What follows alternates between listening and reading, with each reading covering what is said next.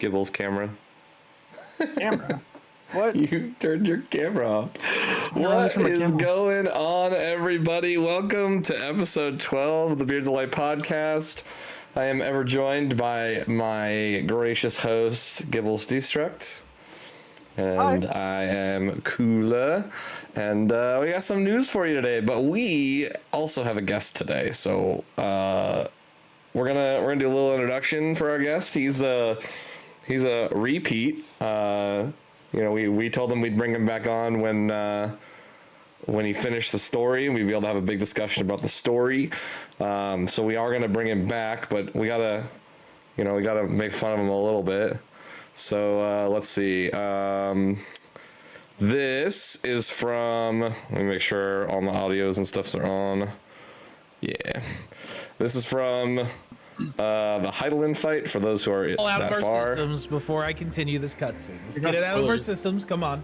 Yeah. Hashtag spoilers. I was gonna say I know why I know why I have come. It's because of those fat old mommy milkers. Auga.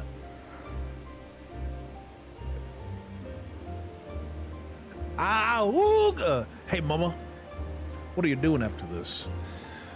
Did it hurt? Big bonks. Big bonks. The next one is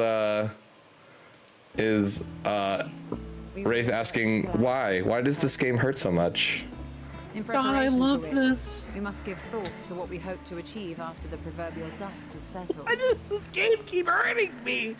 What with the primals and Axions all but dealt with? What did I do to deserve this, man? And last but certainly not least is a clip from today. I just want to remind Wraith that this is a promise he made to his community. So if you're out there and you're watching, just make sure we know. I'll tell you what. 200 subs, I'll get a bowl cut. 200 subs, I'll get a bowl cut. How much money is that? Yeah. 200. Okay, guys, 200 subs. We heard it. 200 subs, bowl cut. It's happening. It's happening. Welcome back. Welcome back, Wraith of the Nine. Howdy. Oh, it's me. Hi. It's you. You're in. Hi, Mom. You're here. Welcome in. Welcome in. This man 2 weeks ago finished 6.0 and is just rip raring to talk about it. And we're excited to talk about it. This is awesome. I mean, we had you on back when we had to avoid the spoilers, and now we can kind of let loose and get some thoughts and. True. Yeah. No, it was all right. I guess the whole experience was all right. You know, it's just a stupid weeb game. You know, it's okay. Stupid weeb game. Yeah. But we're gonna save the long journey for our last little bit tonight. We're gonna get started with some Final Fantasy XIV news. For those who haven't been paying attention, there is a couple of things that have been kind of going on. There are some items that have been added. Most of these items this time around are items that were already in the game that are now purchasable on the store, one of which is the chicken suit. So if you haven't gotten the chicken suit from the event, you can go back and buy it. There was news about the Xbox stuff, but we're going to talk about that a little later. Little Ladies Day, Hatching Tide is going on right now. And Gibbles, you've been really liking that mount, huh? I haven't used it yet, but I love. But saying that, I love Princess Petey. Protect Princess Petey at all costs. Okay. it was a great really short story. I think it was like 3 sections of the quest, and it was a really good story.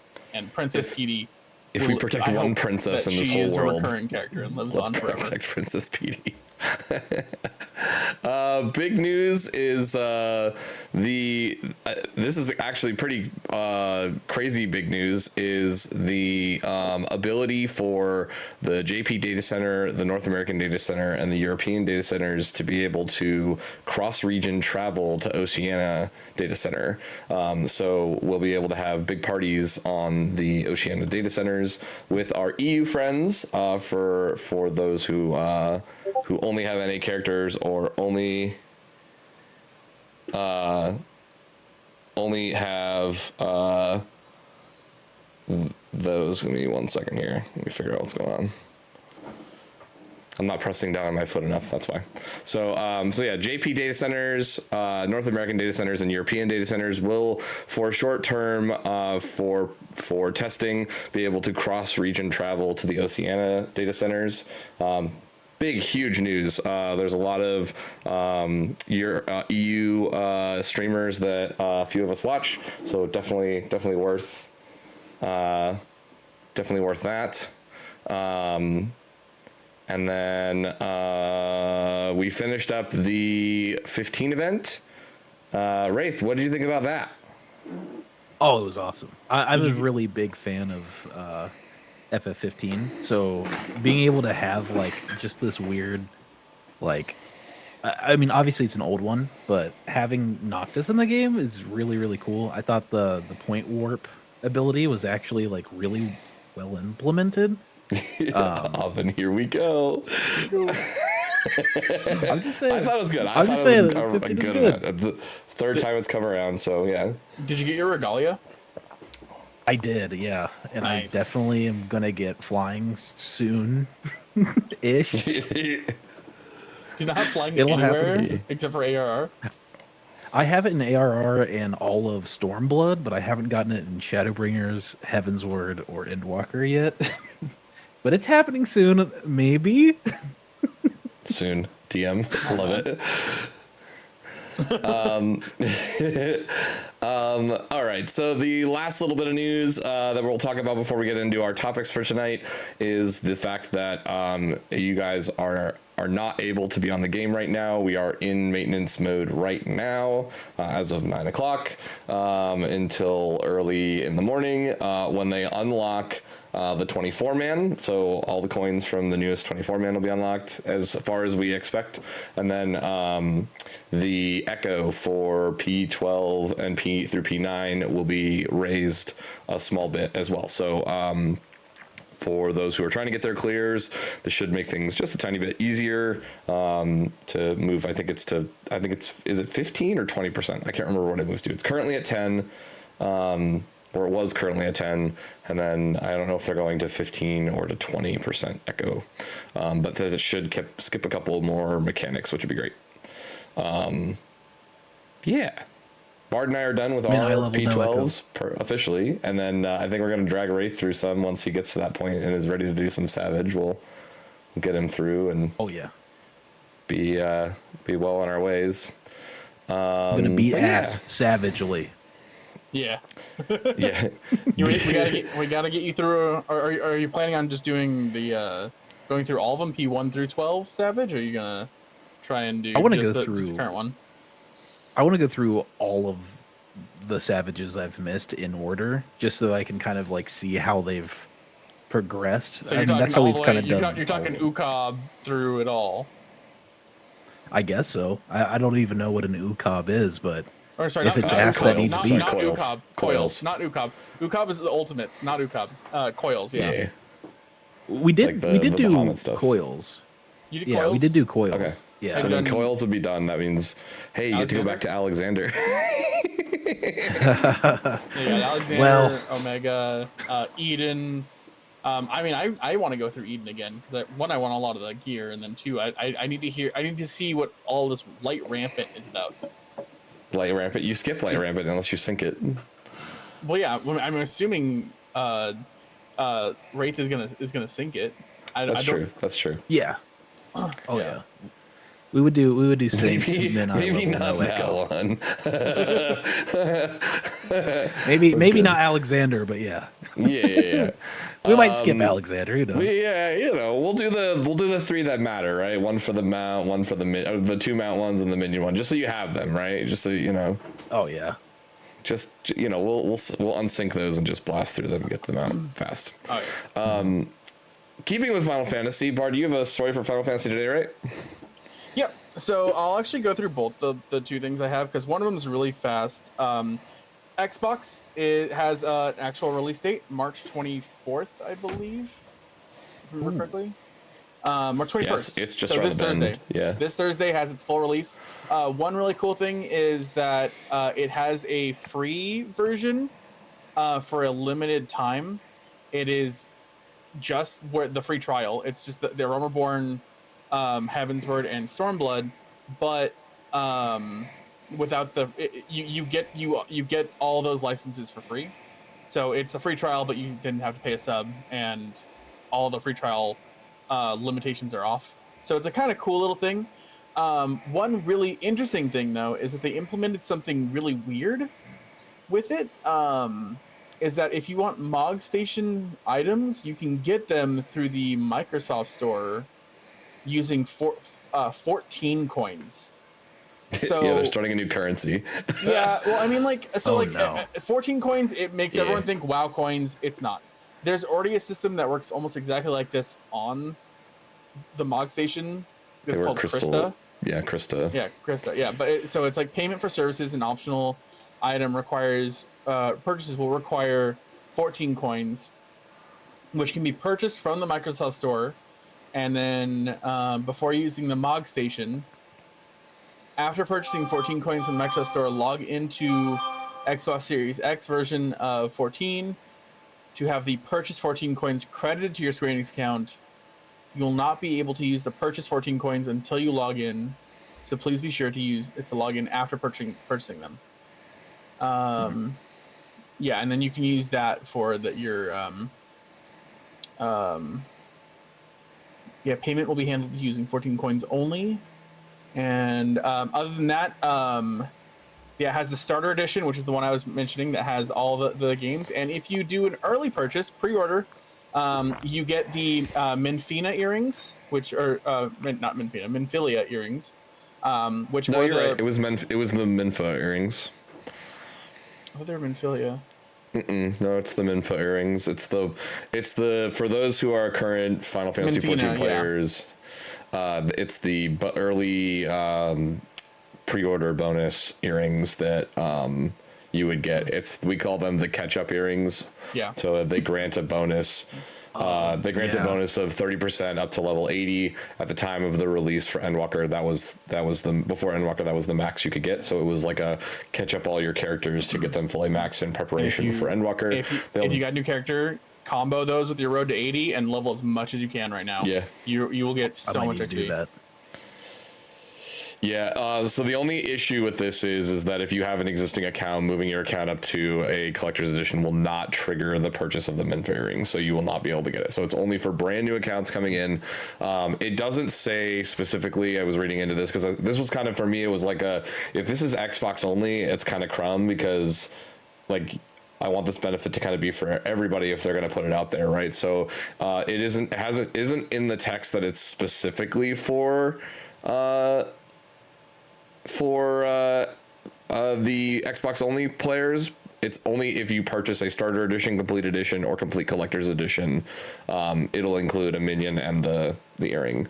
But the earring is really good. And honestly, for those who are playing now, my recommendation is pre-order as soon as you possibly can. The last time we did pre-orders for Endwalker, we got the earrings the moment you put in the pre-order key into your account, so you get them before Dawn Trail hits if they do it the same way. So you'll have a road to 90. You'll have a 30% to 90 earring or ring of some kind to get yourself caught up, whatever they end up doing.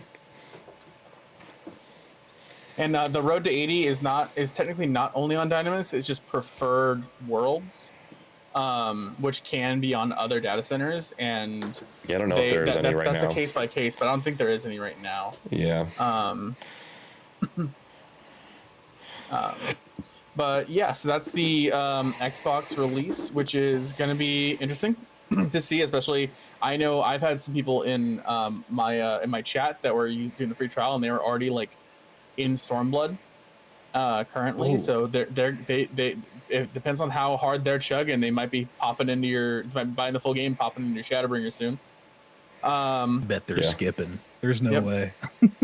Well, they might be skipping the dialogue, stuff like that, right? I know some people who, like, even though they're like kind of interested in the story, they just still have to skip like dialogue because they just don't want to read it. Or if it's not voiced, they're like, I don't want to read this shit, and just move on. Yeah, that's true.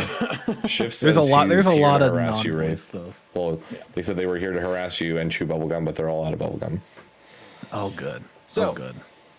The actual main 14 topic that has a lot of people in a buzz right now is an interview with Yoshi P, and specifically a comment that was, or not comment, but a question that was asked by, why can't I think of the name of the interviewer, Famitsu. Um, when he was asked about the fan fest, Yoshi P was talking about how he couldn't believe what was happening, that they got to the point they were at, and he was asked about like what's a regret that he had in these last 10 years of making 14. And one thing he said was that looking back over the last 10 years, he's thinking that they've overdone it on making the game, the gameplay without stress. A lot of people have taken that to be a really weird. People have taken that in a lot of different directions, and some people have even like said like they're scared for the course of the game because they have anxiety and they like that the game is very easy. And I don't think your dungeon difficulty is going to go up. My personal thing. But his actual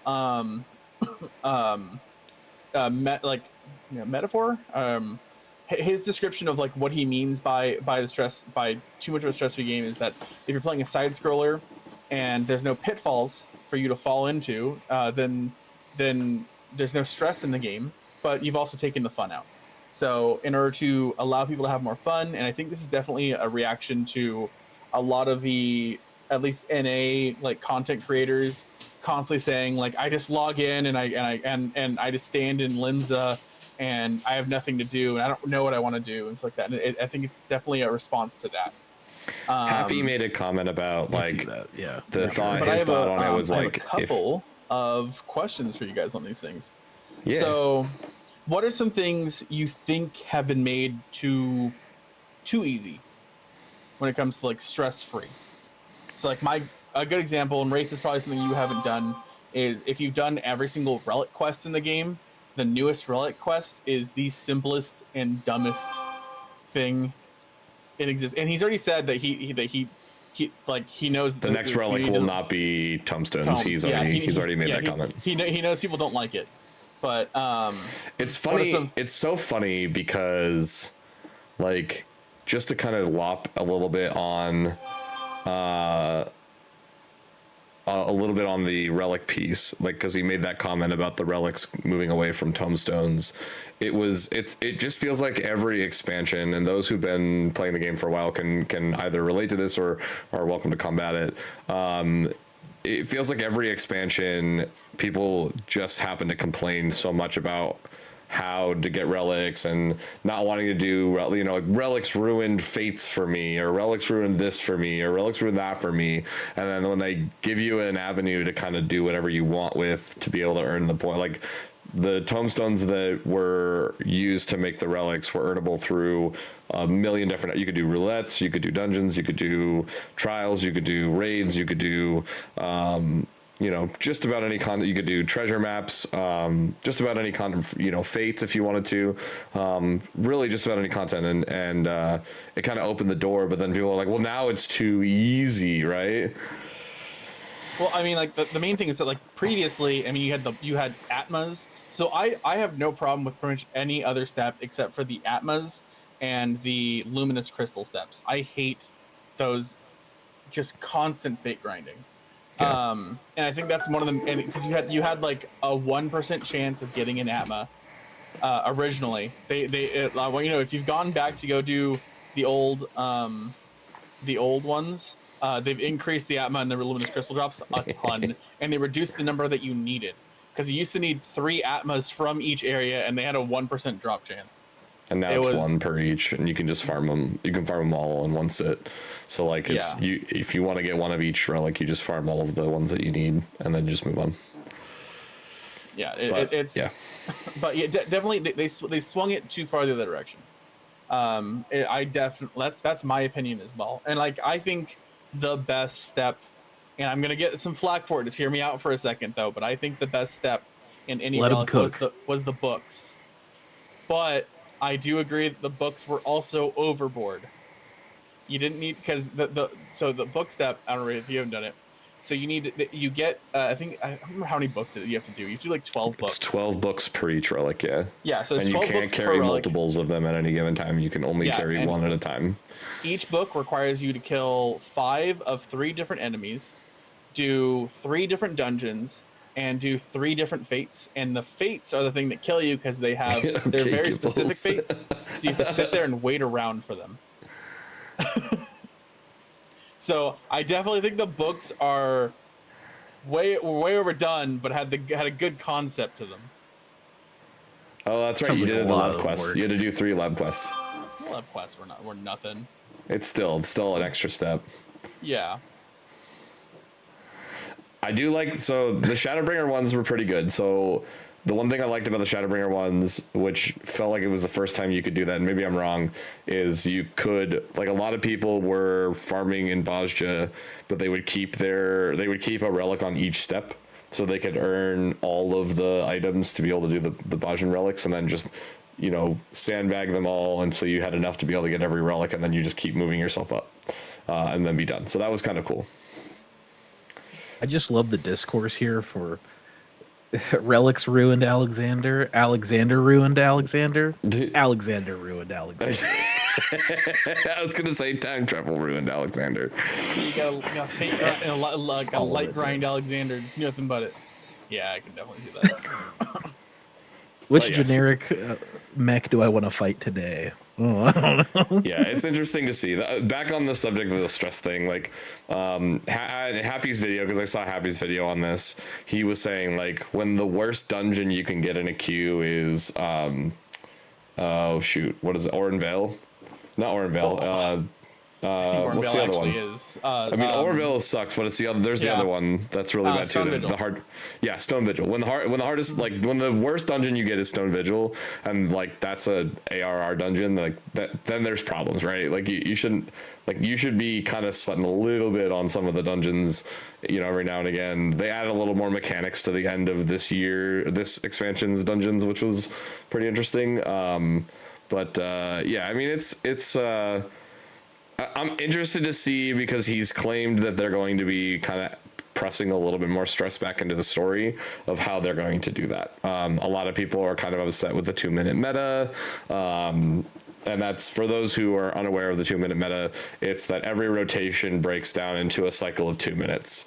So when you start your rotation as a fighter or as a battle class. 2 minutes later, you're going to be pretty much starting the same rotation from the start.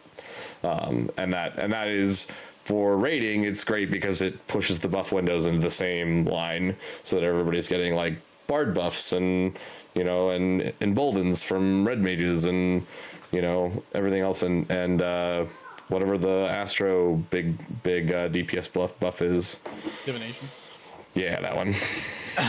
But Healerman. I had to look it up. Astro enough, so Yeah. I had to look it up. Stone Vigil sucked. Okay. Stone Vigil does It's suck. pretty bad. Stone I can Vigil explain hard was exactly so why unnecessarily Stone Vigil hard. It sucks. was, like, And ridiculous. they've toned it down on the bosses since its release. But the reason why Stone Vigil sucks is because there's blind corners and you can very easily overpull. They learned from Stone Vigil so that it's hard for you to overpull in other fights. But there is I can tell you exactly a dungeon, Mountain Gold. You can overpull super easy on that first pull. You can go way too hard on that first pull. But there's also blind corners, which make it really hard to heal. Stone Vigil used to be called, like, the healer test, and it's ruined a lot of people who, like, have tried to be healers in the past, and, like, they just give up. I was almost one of them back in Realm Reborn. I think it's more so, like, Stone Vigil is a great example of tanks needing to learn when enough is enough, and healers needing to learn to properly heal. Like, and there's that balance, right? So, like, if you pull too much, then you're going to die, right? There's no question about it. As a tank, you're not going to be able to upkeep aggro. You're not going to be able to stay alive. You're going to die. And there's no healing that's going to keep that from happening. And so it's like, Stone Vigil's a great example of like, well, maybe I don't pull all 5 packs, right? Maybe I pull the first 3 and leave the last 2 for a second pull, right? So it's like a lot of sprouts just go in, and there's this mentality very early on to just balls to the wall, go wall to wall, pull everything you can, and we'll make it to the end, because those first few dungeons you can do that. And Stone Vigil's the one that kind of you hit the wall and you're like, okay. Stone Vigil Hard, for those, it did not get a refix because it's not MSQ. It's its own separate extra dungeon that you can do. That middle boss, which is the tortoise fight with the cannons, is incredibly unnecessarily hard, and they don't tell you how to do any. Like, they don't tell you what the skills are to defeat the turtle. So unless you have somebody who knows what they're doing, or you spend the better part of the most part of your time in that dungeon trying to figure it out, you're done, right? You're like, there's no way. Well, as a tank, how do you like that final boss though?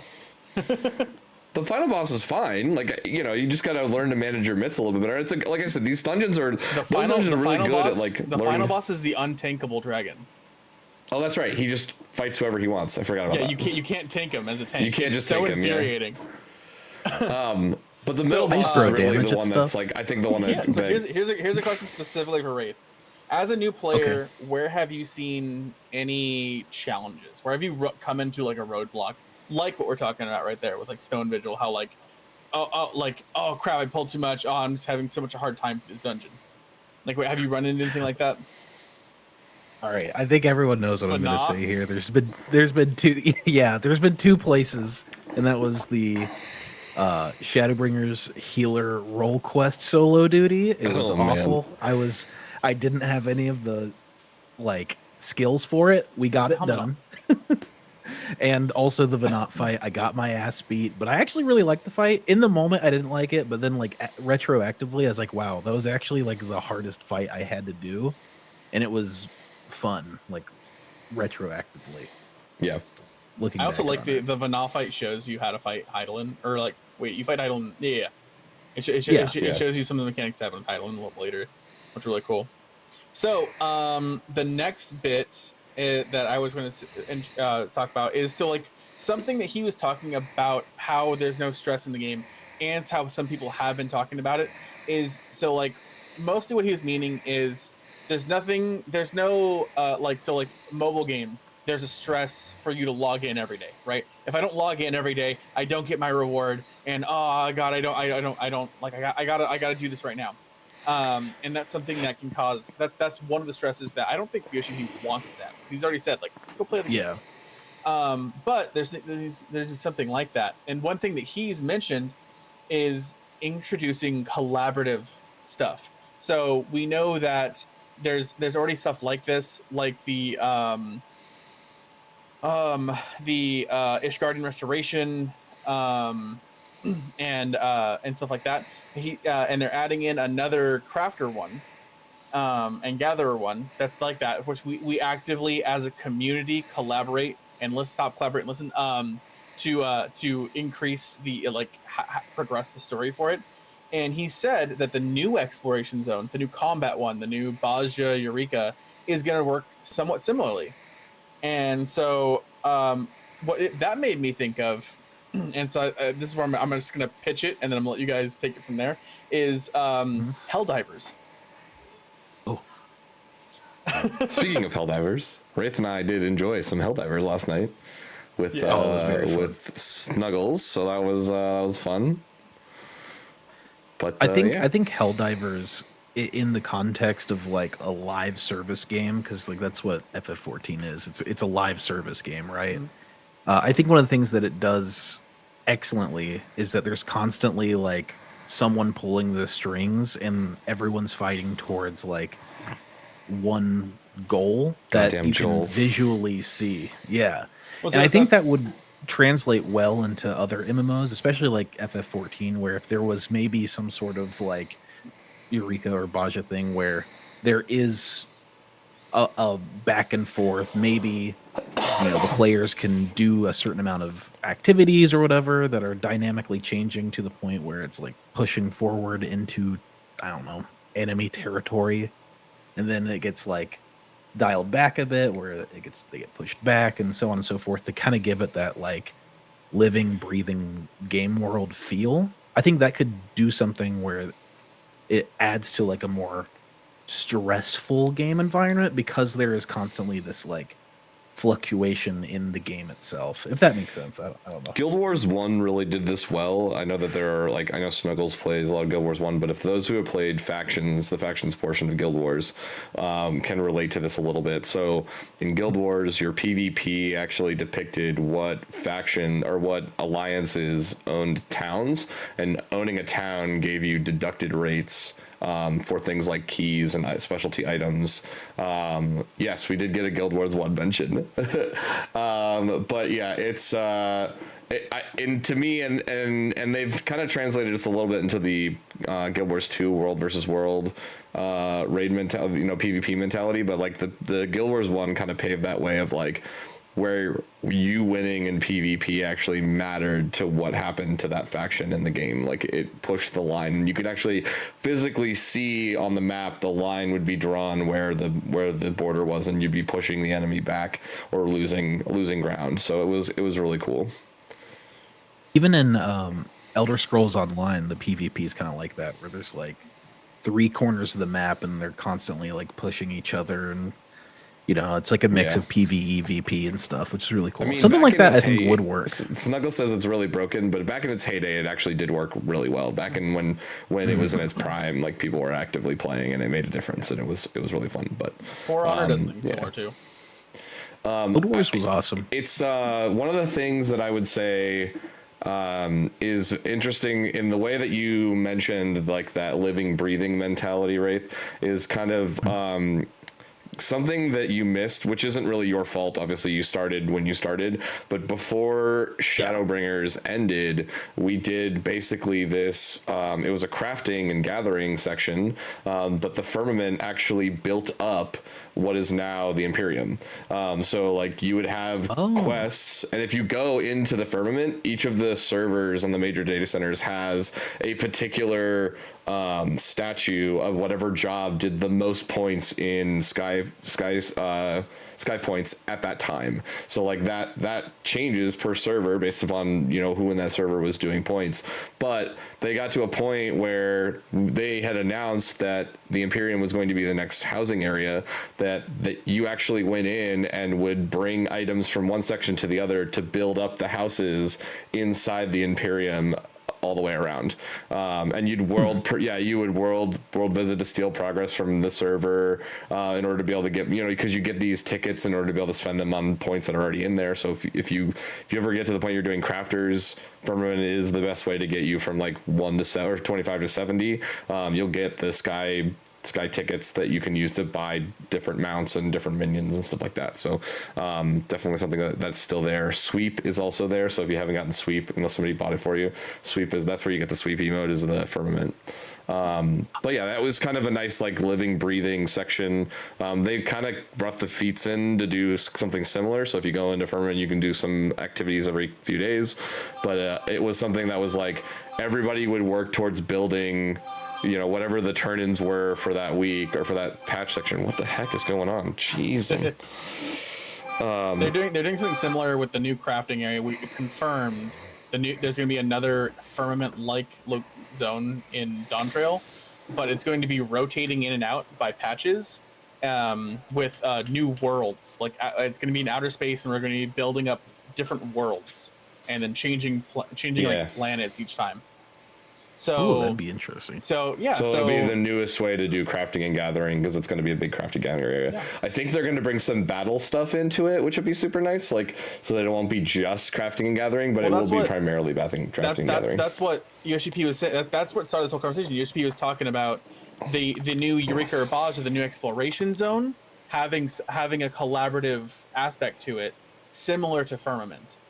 Right. And so that's why I was mentioning, like, we already have like these types of, like, in like combat based other games, right? Like Helldivers, that could 100% you can have a collaborative effect where all of the players it could be server versus server, It could be. I don't think that would go over well because already the servers are Yeah. so. I think it'll just screwed. be like progression time based upon people actually doing stuff in it. Yeah, but it could be something very similar to Helldivers, where we're working against a game master who's pushing us back, and we're pushing back against them, like constantly, and creating a living, breathing, like Baja Warfront zone, right? Where Yeah. we're pushing into the zone and stuff like that. And it could be we could keep the same thing where it's a planet. And maybe we swap between planets every now and then. We're collaboratively trying to work together to rid the planet of what were the creatures during the final days called? Blasphemies. Maybe there's a bunch of blasphemies on planets, and so we decide. Oh yeah. We just fight a war against blasphemies on different planets and clear it out. That'd be cool. Yeah, Alex made a mention that like Island Sanctuary is another one that was kind of supposed to be kind of that live service, keep going, like progressively move forward, which Wraith you can now do because you finished the game. Yay. We have started a little bit of Island Sanctuary. It's nice. It's very Animal Crossing-y. Yeah. And for some people it scratched an itch, for some people it didn't. You know, the biggest gripe, and this is a Beards of Light opinion, is that it shouldn't have been locked behind Endwalker. It should have been something that they made and became readily available whenever it was turned online, and whatever moment that you could pick it up. I know at least one sub they lost because of that, and that's my spouse's. That's interesting. Yeah, I didn't think about that. To me, like it makes sense that it's like, here's your vacation for saving everything. Like go retire out here. But that's what Dawn is. Beach vacation. Yeah, no, totally. They locked like a decent gameplay mechanic behind like a year's worth of gameplay, a story. Yeah, totally. Yeah. Mm-hmm. I agree. I kind of agree with that. Yeah, that should be just something that you can just go do. Yeah, no, we've talked about changing the one opinion we had was like changing the Waking Sands into like a second island sanctuary thing, and making it more of like a housing buildup, and like essentially effectively giving everyone their own house. So like you talked about ESO a second ago, like ESO housing, right? Give everyone their own instance house, that's the Waking Sands, and then allow them to build up with it like Island Sanctuary. Which we know it can be done. Like here's our second Guild Wars 1 revelation. Here's this for you. Guild Wars 1 Eye of the North had the Hall of Monuments, where whoever was party lead would walk into the Hall of Monuments and you would see their Hall of Monuments. So it was like that mentality of like being able to bring your friends in and show them, well, you can do that with Island Sanctuary, so we know that they can do it on an instance side. So this would basically be like, hey, give us housing, right? I mean, it's there's no reason for us not to be able to do more with the housing piece and give like they wanted to they made a mention about this back when they raised the rates on TP travel at the early part of Endwalker, when they made this big massive like swing in cost, and it's and I understand that, Alex, but at the same point, we're at a point where the housing now affects the market, in that those who own a house can garden, and that gardening items can then be sold, and those are the only ones who can sell them, is the ones who own houses, right? It's talking about adding the company crafting, the craft workshop to personal homes as well, and that is a massive moneymaker. Yeah, so like they're trying to balance the market a bit. I just got a house, so and my opinion on housing has definitely like shifted since I've gotten a house. Like at first I was like, man, this housing stuff sucks. It should just be like an instance where you buy a house whenever you want, and then you have like an instance thing. Now that I am a homeowner, I'm like, you know what? Let the peasants stay on the street. I got my house. So it's definitely really cool to like be able to just like walk around and actually have a living, breathing community. And at certain points in the game's life cycle, it really feels like a living, breathing community. And especially if you're on Crystal, because you'll go house to house and it'll just be like rave. There'll be parties and stuff like that. Yeah. Mm-hmm. Yeah, but I mean, I do agree. Like, so I don't mind keeping the housing the way it is right now, right? And that's kind of why when we pitched it, it was like, instead of calling it like a personal house, right? It's the hideout of the Scions, and you just build it out, right? And everybody gets it, so everybody can garden, and everybody can do ships, and everybody can do subs, and everybody can do all that stuff. And then if you want to do communal housing, have at you, right? And then you can lock it behind just ARR that way too, because like really have we used the Waking Sands since ARR? No. Well, no, the Waking Sands got blown up, didn't it? They didn't get blown up. They just went and raided it. They They killed got a bunch of people. raided. They got raided. Yeah, but it didn't get blown Yeah, they up. got raided. Blown Yeah, up. but Blown But up. it's still- My they're still not parents using died in a anything. car crash. I just think it would be cool of like, and that could have been a progression thing where like they moved from the Waking Sands to this new hideout. It's your personal housing that you can do gardening with. Yeah, I like that. I mean, I do think there should be a little bit more player-centric thinking when it comes to that sort of stuff. I feel like it's almost antiquated, the way that they do housing at this point. Like, oh, it's a lottery system on top of having to buy this land, and there's like time gates. You want and to all go this sort of back to stuff. the It's original I was one? gonna say, you want to go back to what it used to be, right? Not I no, was there. no, I do not want was to go there back right there. 3,000 years ago. I rode in the trenches just to get a small. I stayed awake for 3 days straight, 72 hours, going to work in between with a friend sitting on the freaking post, waiting for it to be open to be bought. I was there. Yeah. I was there Wow. when a small would cost you a billion Was there gil when you couldn't get a house? because you could actually like just trade ownership of personal houses, and so they would have party finders up trying to sell their personal houses to you.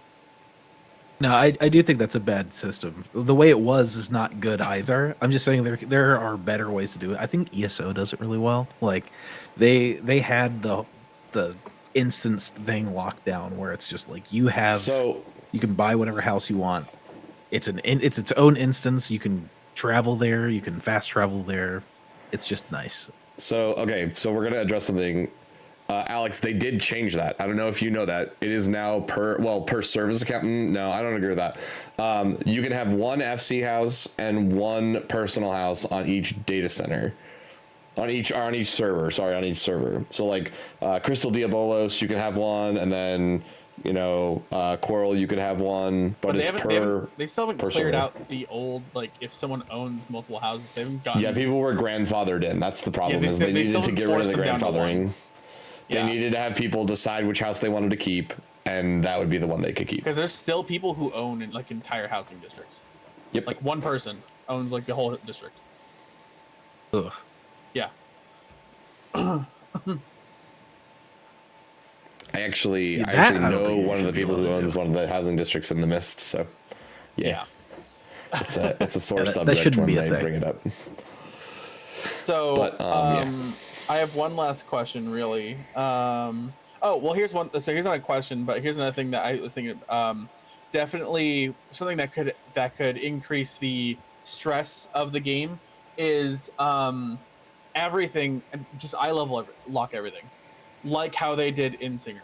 So if you don't know, Wraith, the normal in Singer, Yeah. it started to get to the point where people were going in and they were just not eye level synced, so they were just blowing through everything, and they would just skip the whole like cutscene with the Scions praying. That whole cutscene, you wouldn't see it because she just died before it.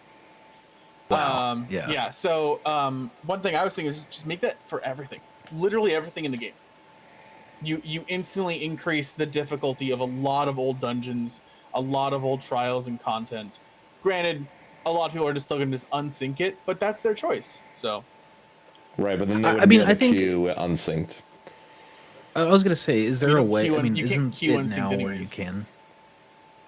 Yeah. Huh? Well, isn't that kind of how it is now? Except like you can just choose to do min eye level, no echo sort of deal. You can, but the problem is that like if I just go do leveling roulette, or if I actually queue for something for the XP or anything like that, and I have 3 people who are all like max level and say I'm in a level 70 dungeon, their synced in is like the highest item level possible. Yeah. And that's okay, true. yeah. And that's true of even the post expansion story dungeons. So like if you go into like Gotcha. the first 7.0 dungeon, the item level they're synced to Max 7.0. at that time.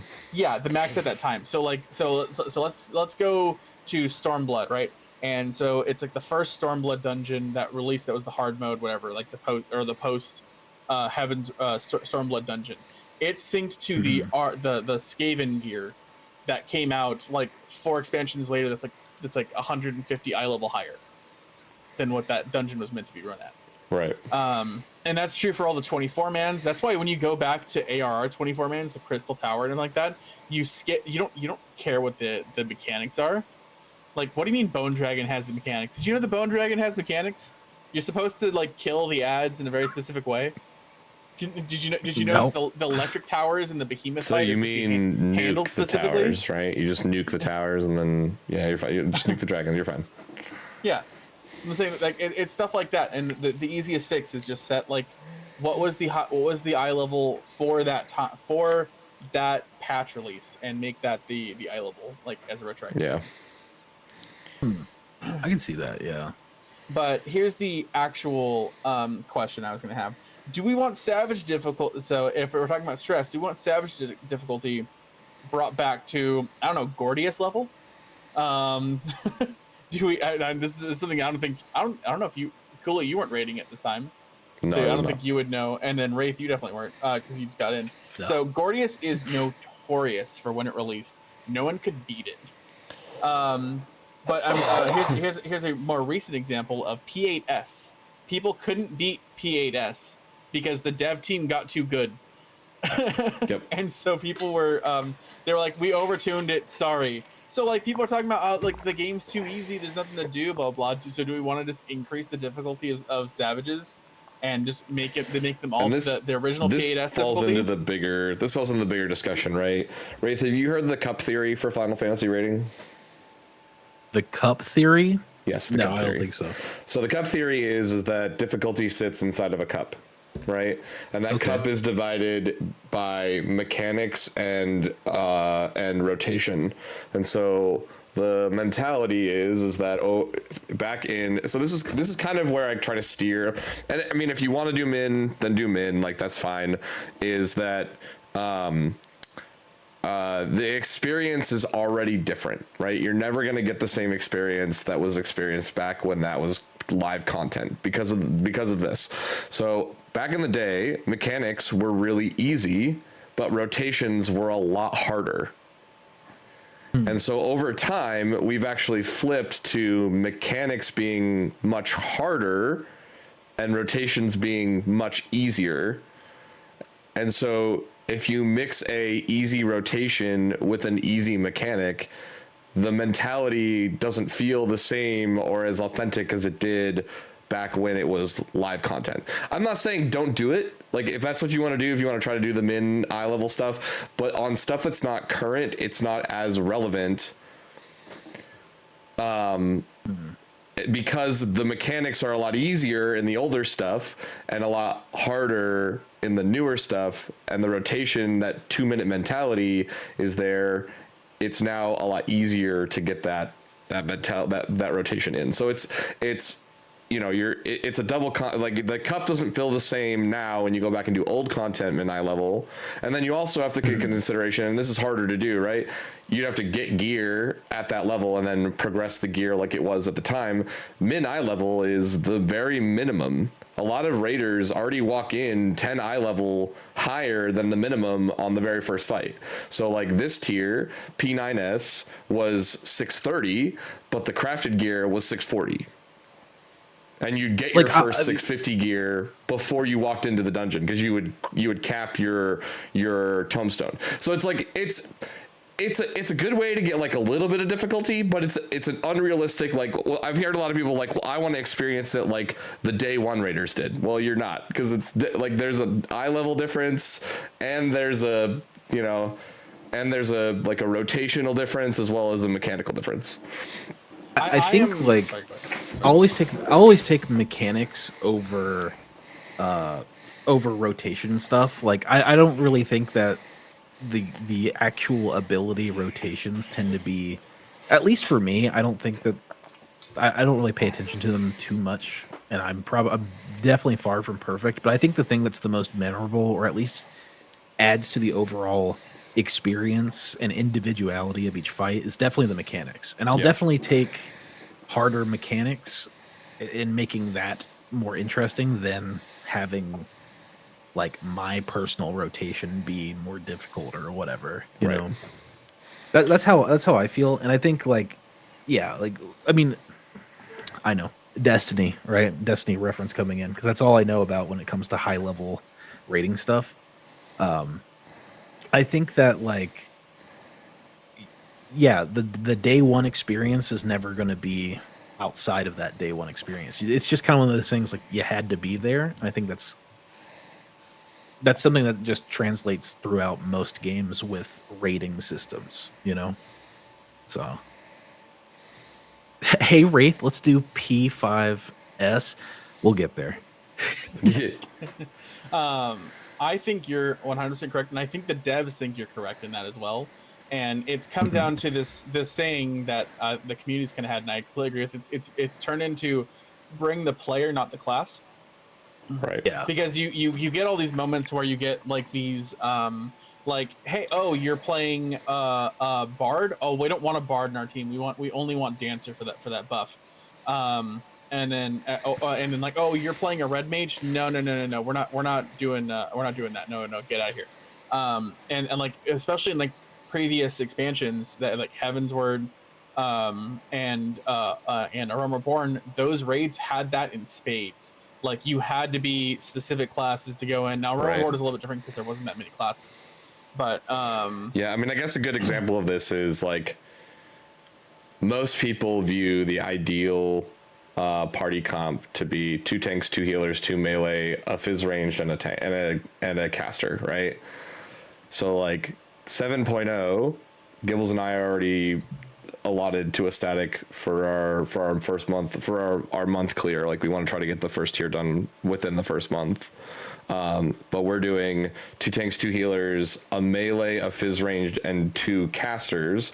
But it's still, and the reason why that works is it still fits all of the bonus requirements. So in a raid bonus requirement, you're required to have tanks, healers, a melee, a fizz ranged, a caster. Your 4th spot can be whatever you want.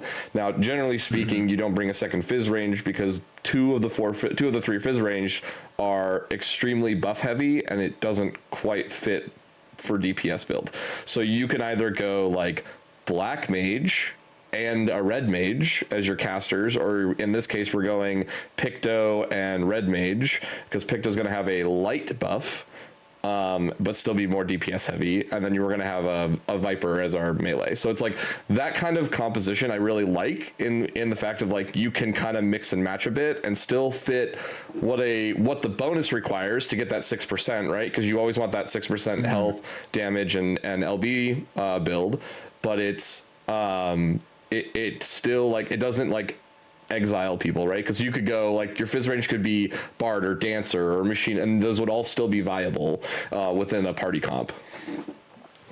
Damage previous expansions, and they've moved away from it, has been the king of all kings. If you weren't pumping a set amount of damage, we didn't want you to even try the raid.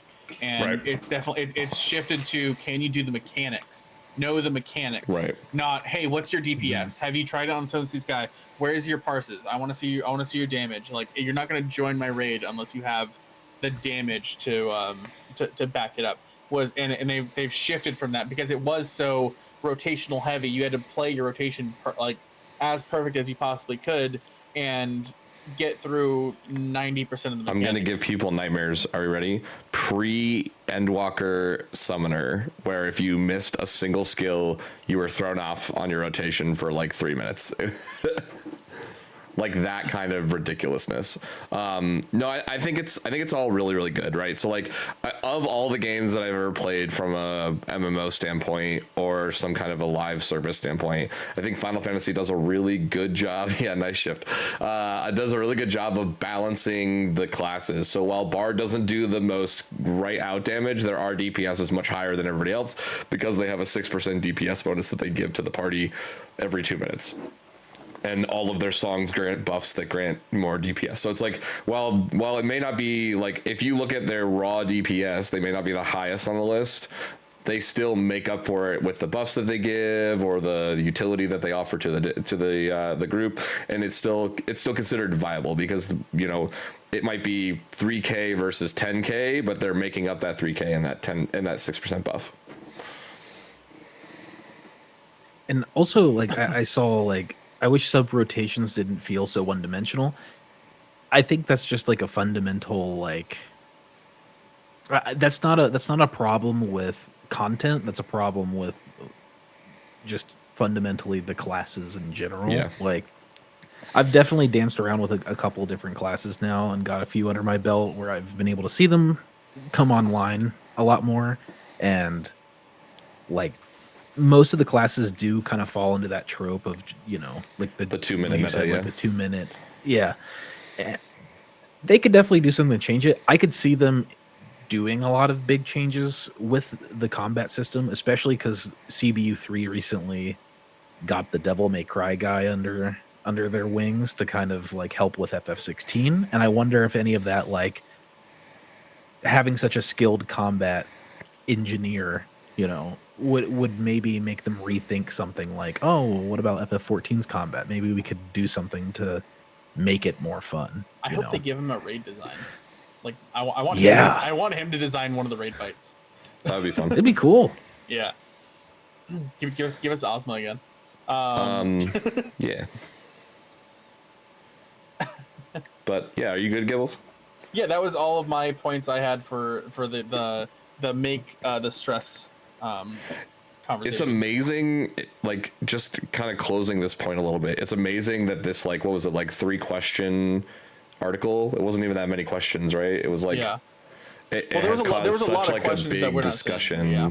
Mm-hmm. Right. I mean, on the subject of like Final Fantasy and the stress piece, like that has caused such a big discussion. You know, the number of videos I'm seeing that are talking about this and how long they are. It's like, wow, it's crazy that like people are really diving into this and kind of, you know, I like, you know, the one thing this is the one biggest thing that I like about Final Fantasy. The developers have always been very transparent, right? They've always reached out and let, you know, and taken consideration from what the end users are mentioning. You know, it's nice to be able to be in a part of a community where like you feel like things are kind of breathing and moving and like they're listening. And, you know, in some areas you kind of wish they listen a little bit more, you know, housing or glamour, but like those are things that like from a content perspective, they're listening, right? It's like, we wanted more 4-man content. We got Criterion Dungeons. We wanted, you know, like we wanted harder 4-man content. They brought it in Savage mode, right? Like, so like they are listening, and it's not the, you know, they're definitely still like working on some of it, still stuff that's got to kind of be polished a little bit, but like it's more than what I can say about other developers doing other MMOs where like the community, like nobody's listening. Absurd. Where's the Savage tier with no reses? Let's go. Yeah, let's do it. All right, so keeping with the Square kind of Sony piece, I got a couple of Sony stories for today. Specs for the new PS5 Pro have leaked. So we are looking at new CPU. This percentage of increase is about 10%. They're saying that the current standard PS5 offers about 10 teraflops worth of power. A direct PS5 to PS4 comparison would be that the 10.28 teraflops of use would move to 16 to 17 teraflops. So a lot more power in this thing to be able to make load times a little bit faster, make things a little bit nicer. We might get like a Uber performance mode where it's 60 frames at 4K all the time, which would be kind of cool to be able to see some of that stuff. I'd say a lot of that would be on the like the dev side of like the actual game developer side to even allow that sort of stuff or optimize their games for that sort of thing. Like, so one thing, And they are well, good. so one thing I saw was it was this whole argument article about how the Series S has held back this entire generation because its Really? hardware is so bad, and it's considered it's practically last gen, and then people who It are releasing lost. games. Well, the Series S versus the X, right? The smaller, Yeah. the lesser version of the new Series Xbox. Devs have had to make it for all three of the consoles, the actual next gen ones and that like not really next gen one, and they've had to make it work on that one, which have reduced all the current games. One example of that is Baldur's Gate 3. They had to get specific permission from Phil Spencer to make a Series S version specifically because they couldn't get it to work. Yeah. And that's kind of the issue, right? Like, so like people want newest, latest, greatest. And I think, I commend Xbox for trying to come out with this, like, hey, we're going to do a lesser model that's a little bit less expensive and try to save some people some money. But at the same point, it's like you can't progressively ask people to move forward with technology and the thing, and making things greater and better. We talked about it on the last podcast episode about the performance and graphical issues that some people were experiencing on Rebirth, which we will talk more about Rebirth tonight. Wraith is going to give us some tasty tidbits on his review. He's going to be dropping here in the next couple days. That'll be in a little bit. But like it's we need to get to a point where like things are really progressing from and if you can't afford it, you wait a few more months and save that money and get the better one, right?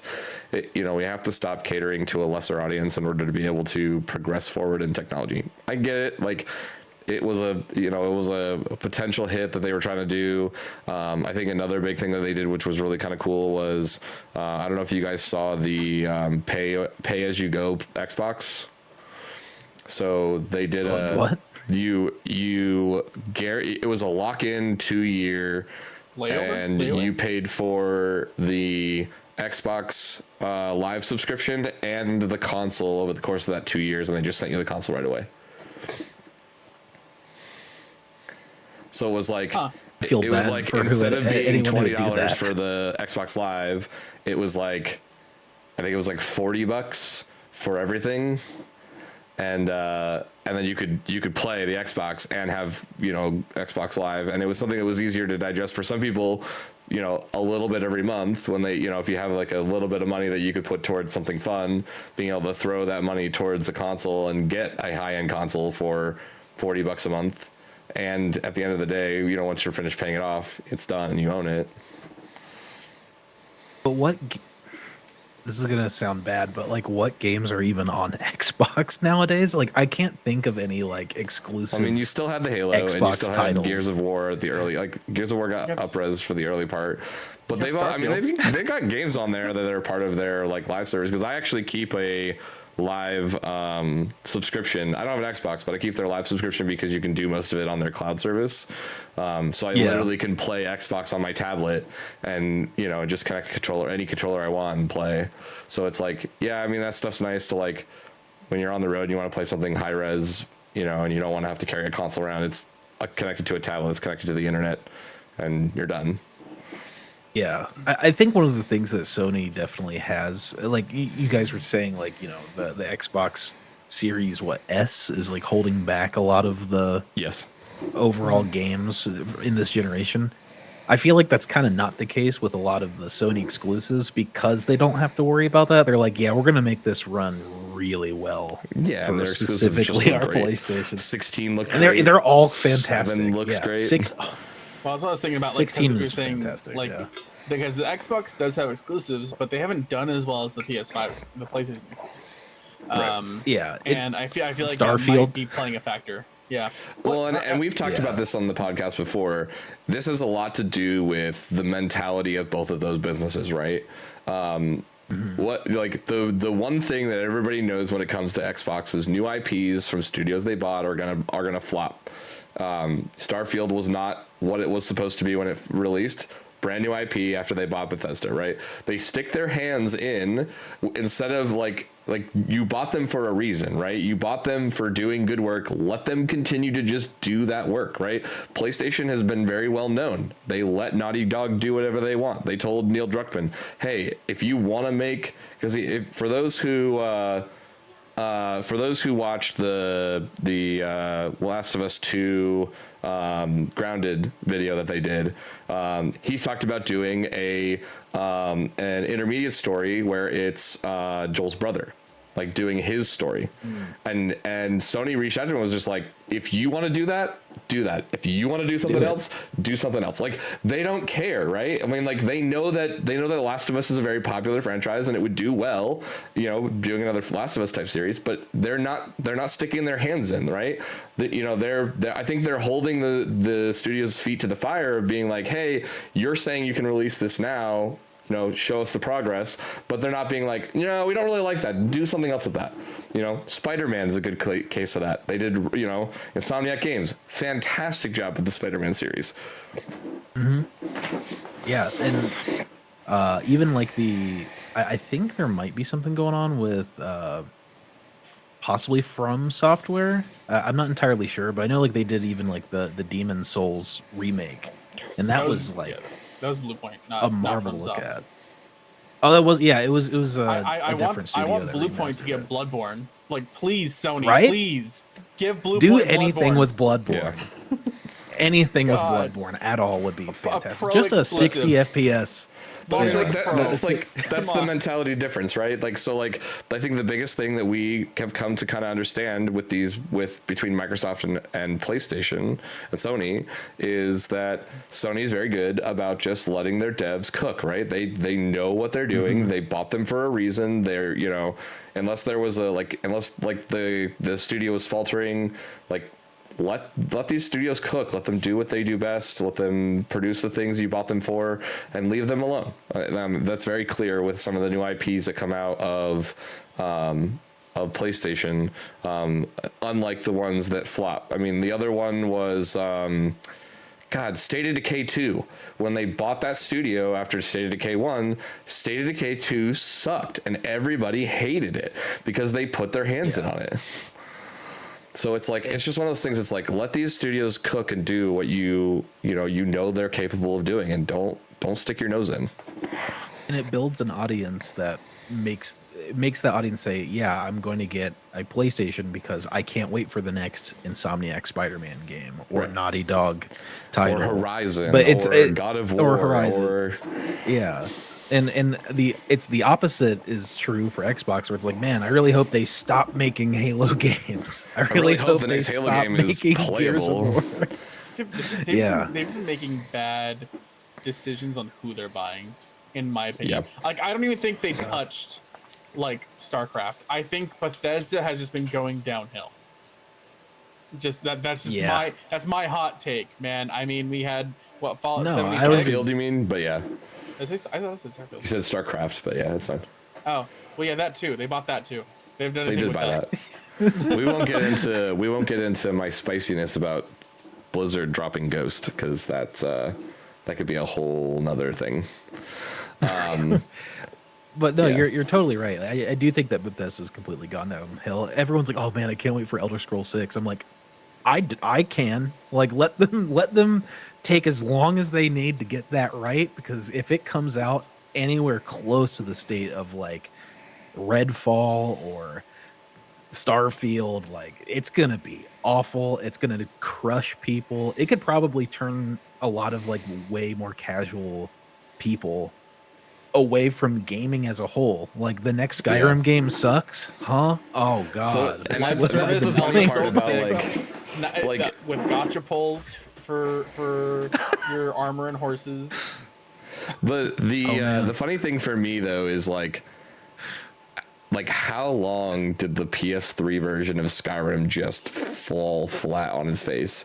Like, glitches and issues and problems that they had, and they were like, well, it's a console thing, and then you see like Square Enix doing like Final Fantasy 13 and how like absolutely gorgeous and open that was, and like people go, is it a console thing though? Like, are you just bad at developing games? Is it really a console thing? Like, Like, we shouldn't be having these issues. Like, the fact that, like, the breadth of what Square Enix could do on the PlayStation is so apparent from, like, you see what they did in 9 on PlayStation 1, right? And then you move to 10 and 10-2, what they did on the PS2. And then the difference between 10, like 10 was a good looking game, right? Not a terribly looking game.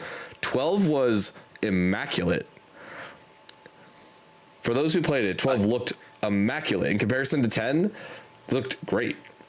So it's like these consoles, like PlayStation's doing it right. Overall, PlayStation's doing it right. I mean, the three was yeah. Kingdom Hearts 2 is great, and I mean, like I love my favorite Kingdom Hearts game. Right there, right? My favorite Kingdom Hearts game is Birth by Sleep. It's on a freaking PSP, a handheld game. Right, that game. The redux of it they did was really good. They did a really good job of rehashing that for the PlayStation. With that one. Yeah. Mm-hmm. But anyways, on the PlayStation Pro, they are looking to try to release this thing by the end of this year, ahead of the Grand Theft Auto 6 release. So they're trying to give Grand Theft Auto 6 a bit of room to run a little bit harder. You mean before a hacker releases Grand Theft Auto 6 first, That's right. That's right. Okay. I'm really scared for. And that's Grand Theft Auto 6, or as it's otherwise known as, hey, now I live in Florida and this is how these things are. Florida Simulator. Yeah, it's the Florida Simulator. Oh, I hate it. It's not a full I'm a little bit Monopoly, worried though, for it. Alex. Yeah, it's not a full Monopoly. Because like the 13, It's 2, timed 13, releases. 13.2 and 13.3 all released on the Xbox. 15 released on Xbox and Yeah, day and day. They were both on the at the same time. And, You know, and 14's the on PC Xbox. came. it's timed releases on a lot of these. Yeah. All right, keeping with our Sony news. As much as everybody loves VR, Sony is having a hard time selling that VR 2. They are currently sitting on 2 million units. Why would you ever get a VR system for a console? Is kind of where I'm at with it, because a lot of the fun of VR is It was one of the better ones that were It released. was one of the better ones, and you could actually, jailbreak it to make it work on a PC. they're actually looking at figuring out ways to be able to make it compatible with PC, so it's not specifically for the PlayStation. So I think if they can do that, would they be the breathe right more move. life into this thing again, because it's like it does double duty, right? You can do PC games and you can play PlayStation games if they can just make it like you buy a box or something that you plug into the PC and it makes it readable as a VR headset.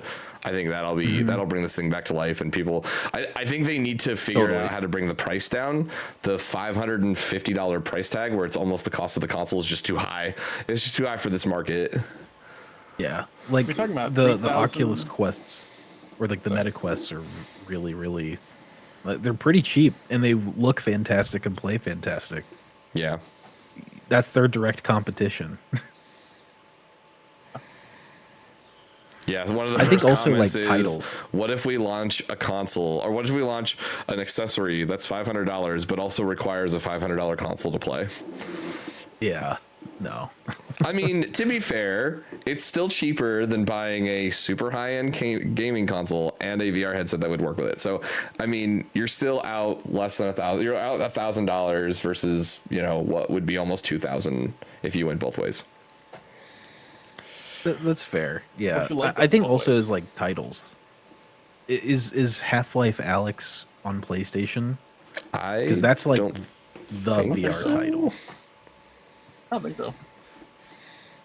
I don't know. That's what most people were like want. If someone is interested in VR, that's probably why they're interested in VR, and that's like the gateway into Yeah, no, it does not like have. Pavlov and stuff. Yeah. Does not have it. Yeah, platform Windows. That's it. They seem that then what they need to do is they need to release 14 VR, and then They have a Doom VR for PS4 or PS5. It would be cool. Yeah, I feel like I'd get motion sick doing that. I don't really get motion sick, but They that had would probably Moss. do it. I For never me. got to know if people really liked Moss or not. So Moss was their big title. They did Moss 1 and Moss 2, and it was the little rat, the little mouse that could run around. I had seen it and I wanted to play it, but then it was VR only. They've got an Iron Man VR, Sniper Elite VR, which would be kind of cool. Hitman 3 VR. They've got some reasonable titles. I mean, The Resident Evil games would be the only thing that, that's one thing I've thought about is, I think they had, what was it, like RE7 and 8 VR, and that's like a Sony exclusive. That's probably something, because horror in VR is probably one of the best experiences you can get. Yeah. Yeah, the Resident Evil 7, Biohazard, Elder Scrolls 5. Man, they keep just kicking this dead horse. No Man's Sky, that release got a VR push. This is our other. I mean, it came out in PS3, so PS3, PS4. What? There's an Alexa You're gonna version. rebuy Skyrim. You're gonna rebuy Skyrim, and you're gonna like it. Damn it! That's right. Well, there's a text adventure one that you can play with on Alexa. There's so many Skyrims. It's insane. Ace Combat 7, Five Nights at Freddy's. Those are all VR titles. Borderlands 2 VR. Dad, get me a $1,000 PS5 VR headset combo so I can play Five Nights at Freddy's. Yeah. Hell yeah. I mean, the new Five Nights would probably be really good in VR. The what was it, the Pizzaplex one that is released? Yep. That one probably pretty good VR versus like the original VR was like you were a kid inside of like a little house, I think. Yeah, Pistol Whip is on PlayStation VR, which a lot of people really like. Boxing I Game think there just Creed needs is to be on more. VR. Yes, There needs to be Yeah, more the biggest VR problem titles. is price, honestly.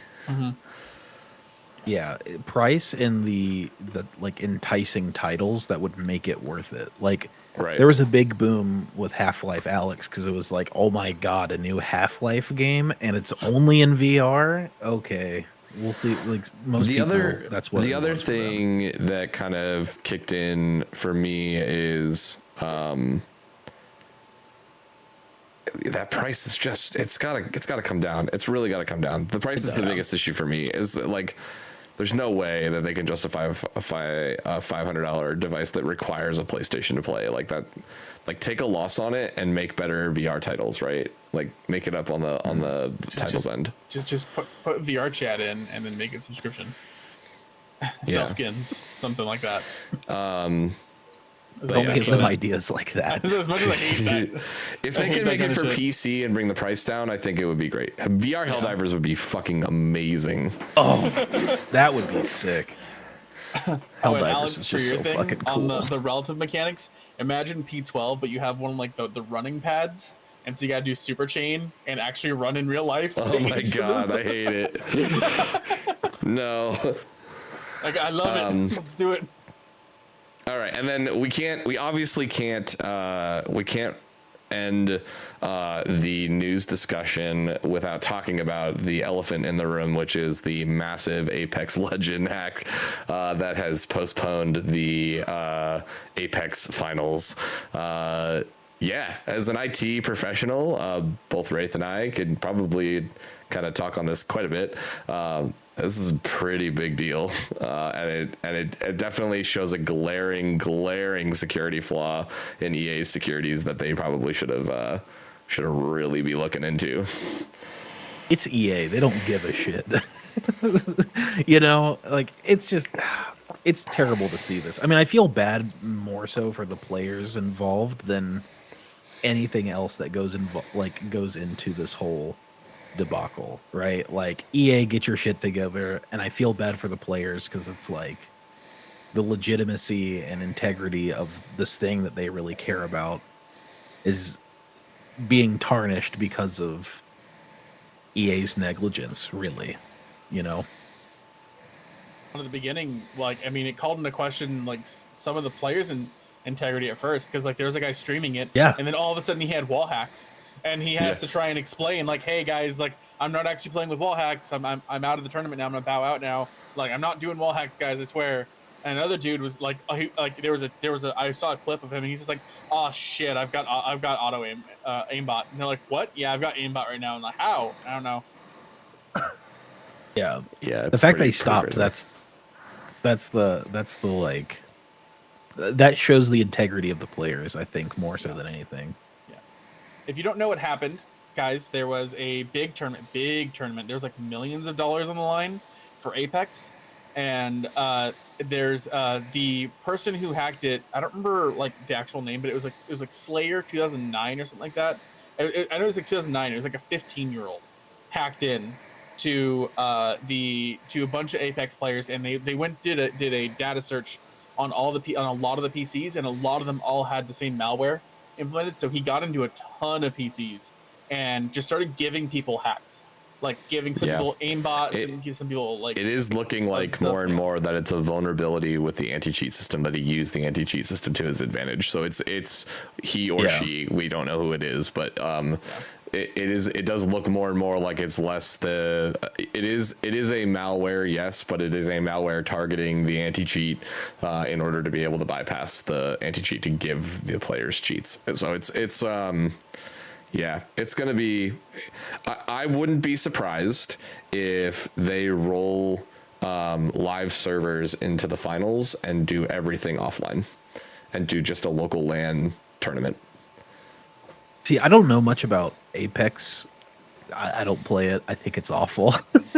But that being said, I don't know. Is it like, would it be like, is it like kernel based anti-cheat, like how Valorant it's League does their the stuff? anti-cheat was like a application program that ran on top of the game, so it's like it just checks the game integrity while you're playing it, so that you're not like ingesting cheats while it's going on. Yeah, for DRM. And yeah, that's right. They did also give free packs to some of the players, like thousands of them, as well. So that is true. I can't read the name of that. Shifty, yeah. Yeah, I honestly, it's Shift My. I honestly think that like any major gaming tournament that's not running local LAN, and just to be like more protective of themselves in this day, like you can't sit on like a giant stage. Like, I mean, you're talking like what, 2 weeks ago was the Street Fighter 5 tournament. Like, you know, that was awful. Like, you know that was local LAN offline. Like, just like that. Like, that's the way they were playing it. You know, but it's like it definitely calls into question like who's making those decisions to potentially put it online to begin with. Chun-Li skins for real. I mean, Shifty said it perfectly. It's just stupid. Like, why? Like, who would think that's a good idea? Yeah, let's make this with like, captured cards being what they are. You literally could just intercept the HDMI on an online LAN and just still get the same video quality just fine. So it's definitely like, you want to show integrity within your gaming communities. This is not showing that. It's definitely not showing that. I think a lot of the players were individual streamers though, and that's how they were able to individually stream out that way. But because like I don't think I think that the actual event was streaming some of it, but some people were individually streaming their own machine and their own gameplay on their own individual streams during the tournament. And so I think that's right. But that's what I'm saying is like, if you're going to have a tournament like this, where it's such a big tournament, you bring them all to one space. Like, everybody goes to one space and it's an offline LAN. And like, you can bring your keyboard and mouse. That's what they did this is what Final Fantasy did for their fan fest. You bring your keyboard and mouse or controller of your choice, and you just plug into our USB ports. That's what they do for League of Legends, I'm pretty sure. Like League of Legends, like Pro Play. Yeah, good call, Alex. Yes, they do that for LoL. They have machines already fully compatible. Nobody gets an advantage from a machine standpoint. Everybody's running on the same machine. They have a special client. Yeah, you run your keyboard, your mouse for your comfortability, but it's all plugged into their machines. Yeah, and the Overwatch League did the same thing, right? And then they can broadcast it themselves too. They can earn they can get all the Twitch bits, right? Right. As much as I hate League of Legends, honestly, Riot Games does their esports kind of the best. They were one of the pioneers in the esports kind of genre, and I think they definitely have got that shit nailed. Like, they do a good job with it. And I hate that I'm like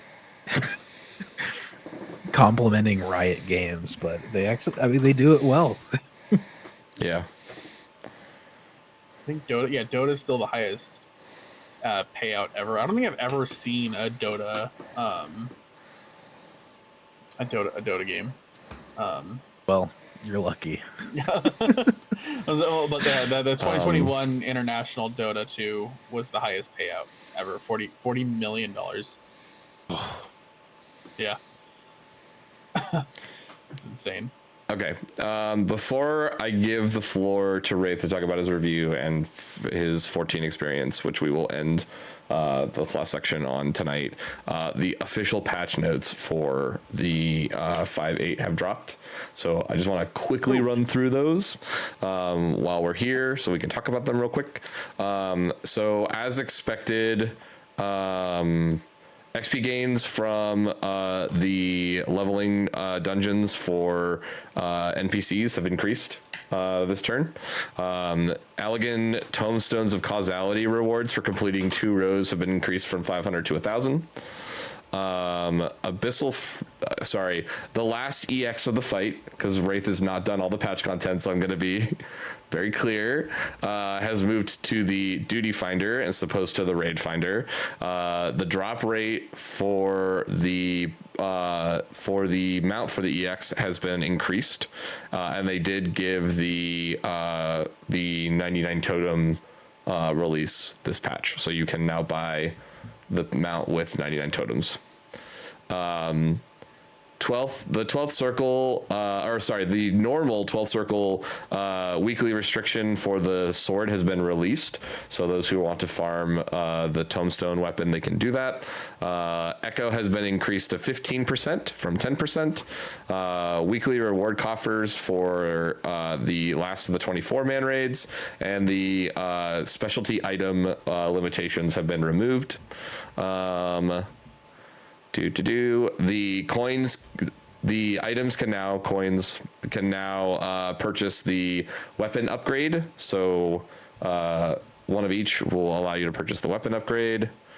And then there's some PvP updates, some crystal conflict updates, and some resolved issues. But those are the big patch notes.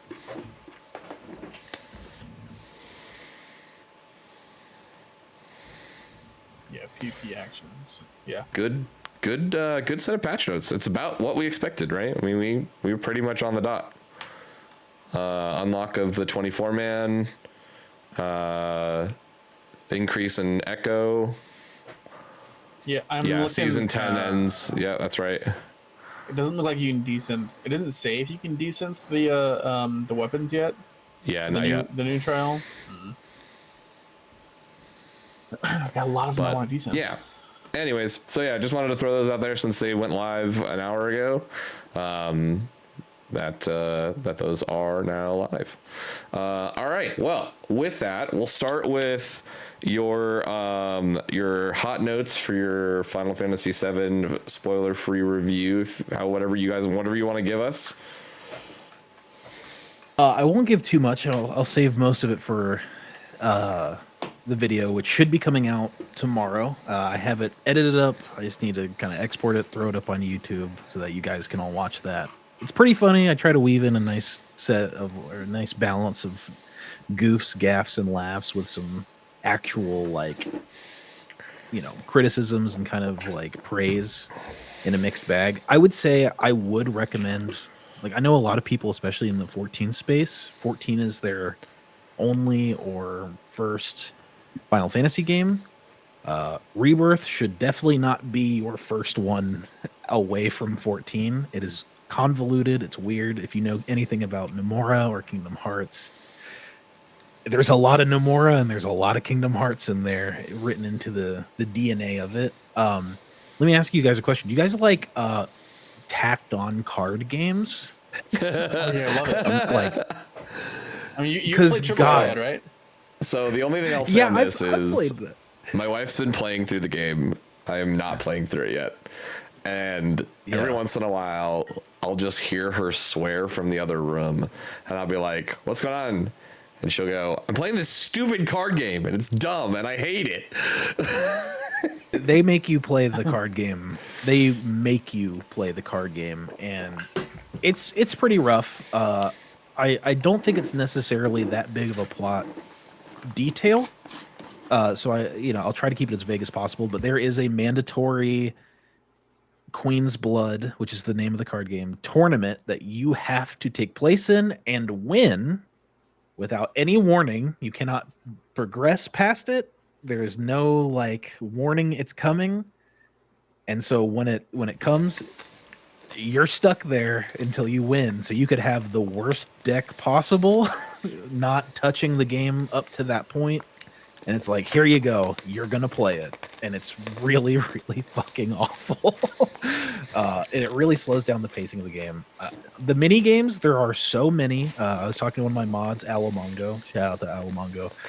He's been playing through it too, and we've been kind of discussing it. And I've been getting a lot of like some of my outside perspective feedback from him and my girlfriend. And I think he was more receptive to the card game than I was. But one thing we agreed on is that the depth of the mini games was almost like, did they like really, really put the mini games front and center? I don't think they were that big of a deal in the original game. Yeah. I mean, that sounds like something Nomura would do, though. I mean, like Union Cross. Yeah. It's speaking for itself. But I mean, like, did someone say Yeah. card game? Oh Card God. game? Yu-Gi-Oh. As I'm sitting with like a bunch of Yu-Gi-Oh cards in front of me.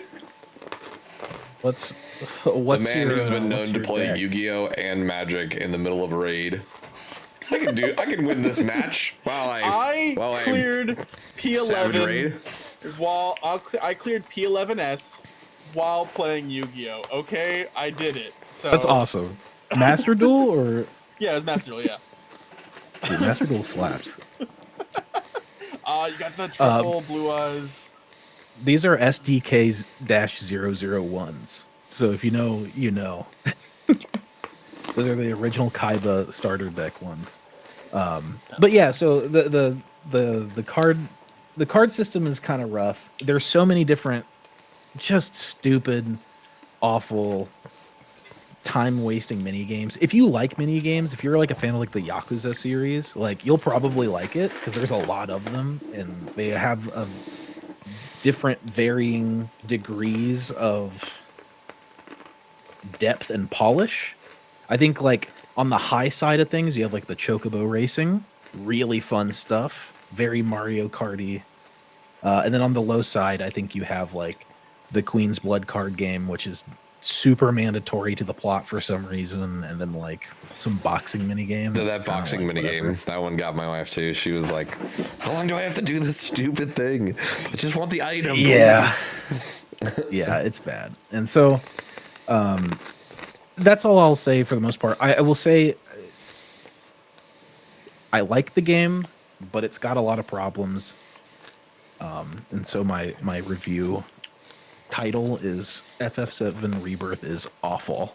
So that's all you'll get to. Cringe. That's what you'll get to. Let me clickbait this cringe. So yeah, I'll talk about that more some other time. All right. I want to do a spoiler discussion, but I just don't know how to go about that, especially with it being so new. I mean, You just put spoiler. We're talking about Final Fantasy VII Rebirth. Leave now. Yeah, sure. or you just do what every other YouTuber does and just make a YouTube short that spoils the entire ending. Oh yeah, you're right. That's a good idea. Dumbledore is killed by Think about Snape, that. and Han Solo shot first. Not even a spoiler. What? Like the Han Solo one isn't. Dude, those books and those movies have been out for so long. If you haven't seen them and you don't know that by now, I'm sorry. I'm not sorry that I spoiled that for you. Do you guys know that the reason why Aragorn screams is because he broke his toe? Yeah. I can't believe, oh man. I'm still upset they cut the Mouth of Sauron scene, like extended cut. That shit goes so hard. Why you would they ever- ever cut the the Mouth last- of Sauron? The Last Crusade, the Indiana Jones and the Last Crusade movie. Did you know the scene where the guy comes in with like the whip and like the like the swords and stuff, and he's like going crazy, and all he does and all Indy does is just shoot him. That it was supposed to be like a significantly bigger fight scene, but that he wasn't feeling well. Harrison Ford wasn't feeling well that day, and so they were just like, all right, we'll just make it a cut. We'll just make it a shot and be done with it. Like, Much better. it was so funny. Much better. of a movie for it it. works out so well. Yeah. But Well, I guess anyways, we can talk about the reason my Oh, God. MSQ stuff. Yeah, the reason why we dragged Wraith back on is it is now time to bring forth the conversation of how did we feel? What did we? I know you had kind of a double visit at the end of your walk, and then after your fight with. Oh, I'm sorry. For those who are not finished with Endwalker, we are walking into spoiler territory right now. I'm going to give fair warning. You have Heavily. I'm going to give you 5 seconds to leave. We are going to walk into spoilers. If you have not finished the game, please do not spoil yourself.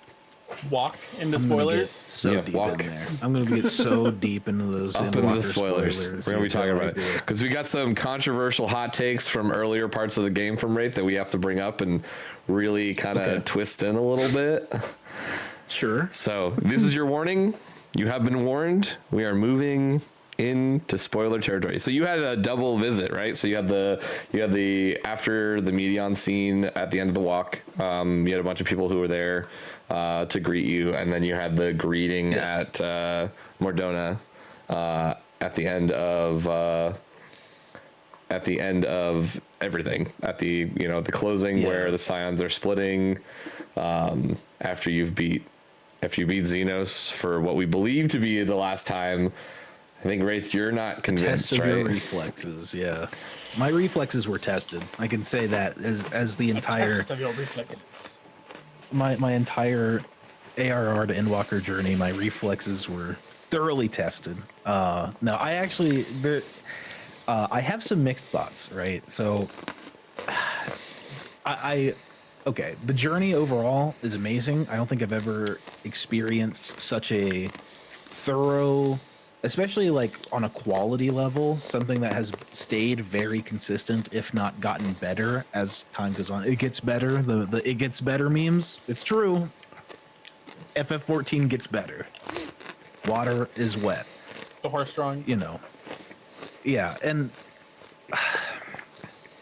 I do have some like just general nitpicks. I wanted somebody to die, right? Oh, I yeah. kind of wanted somebody to die in Endwalker. I thought they were setting up a couple different character deaths, and I was like, okay, there's some unresolved stuff with Reen and Thancred that needs to get sorted out. But Urion J, I kind of thought Urion J was gonna die because they kind of set him up in like a way that's like, remember Moonbrita? Well, here's this like send off of enclosure with the parents and stuff. I don't know. I felt like I actually felt the opposite about Thancred. I thought he was I thought he was gonna go. Like he was gonna die. I mean, like the scene that we showed of one of the clips of you, which is like, why does it keep hurting me?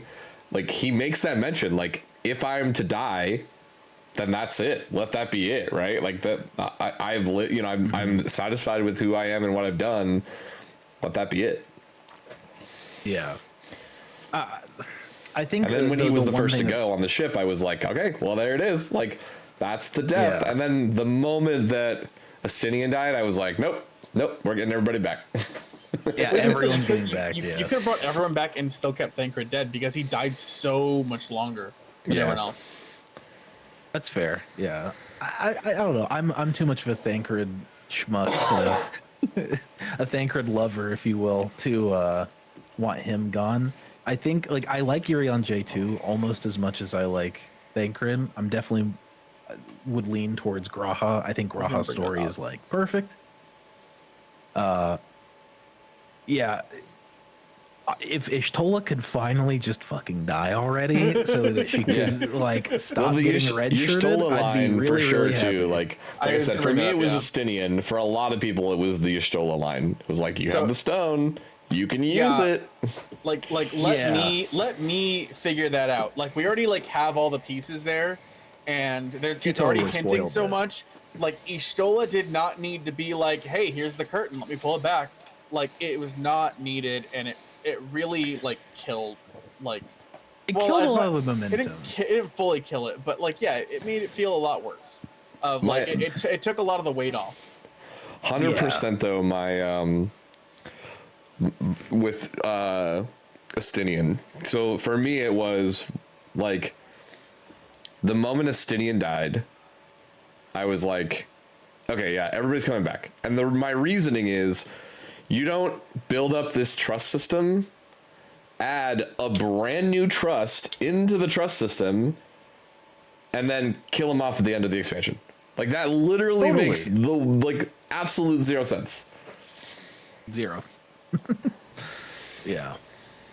Well, okay. I saw Alexander said I still felt sad for Graha though. Graha hits home because it's like he's just your friend. You know, like he's definitely one who's like more on your level with things because of Shadowbringers. I think it's really Graha's story in Shadowbringers. So seeing that potentially be his end, except because Ishtola kind of It's- killed the tension yeah. there. It definitely hits with Graha. For me, Graha hits different for me.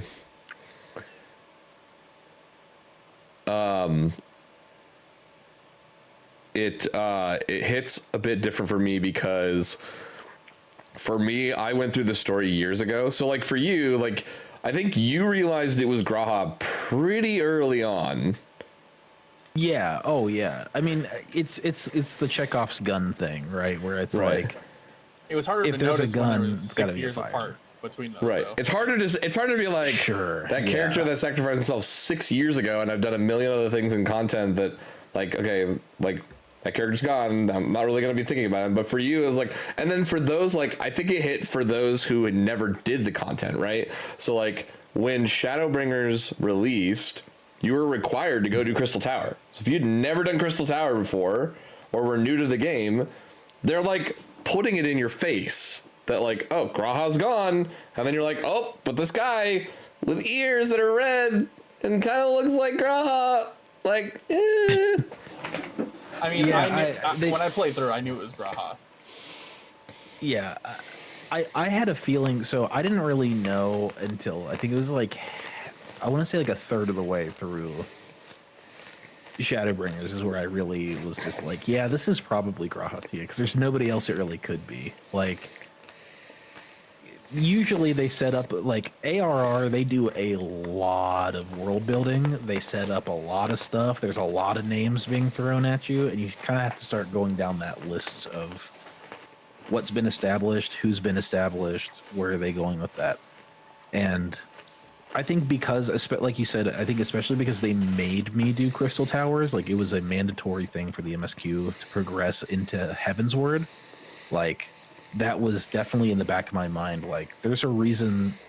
Oh, people, especially in chat. Yeah, you chatters kind of spoiled this for me. Like, oh yeah, this used to not be mandatory, but it's mandatory now. And it's like, oh, I wonder why that is. There must be something really, really important here. And Yeah, that's it was definitely Nero. what it was. It was 100% Nero. Nero is why. Yeah. Oh, yeah. Yeah. Nero is the reason why it's Such an important character. Yeah. Right? Yeah. Although I will have to say, shout out to Raka. Raka did show me later on that the thing with Nero. Oh, no. I What? think my headphones are dying. You cut out.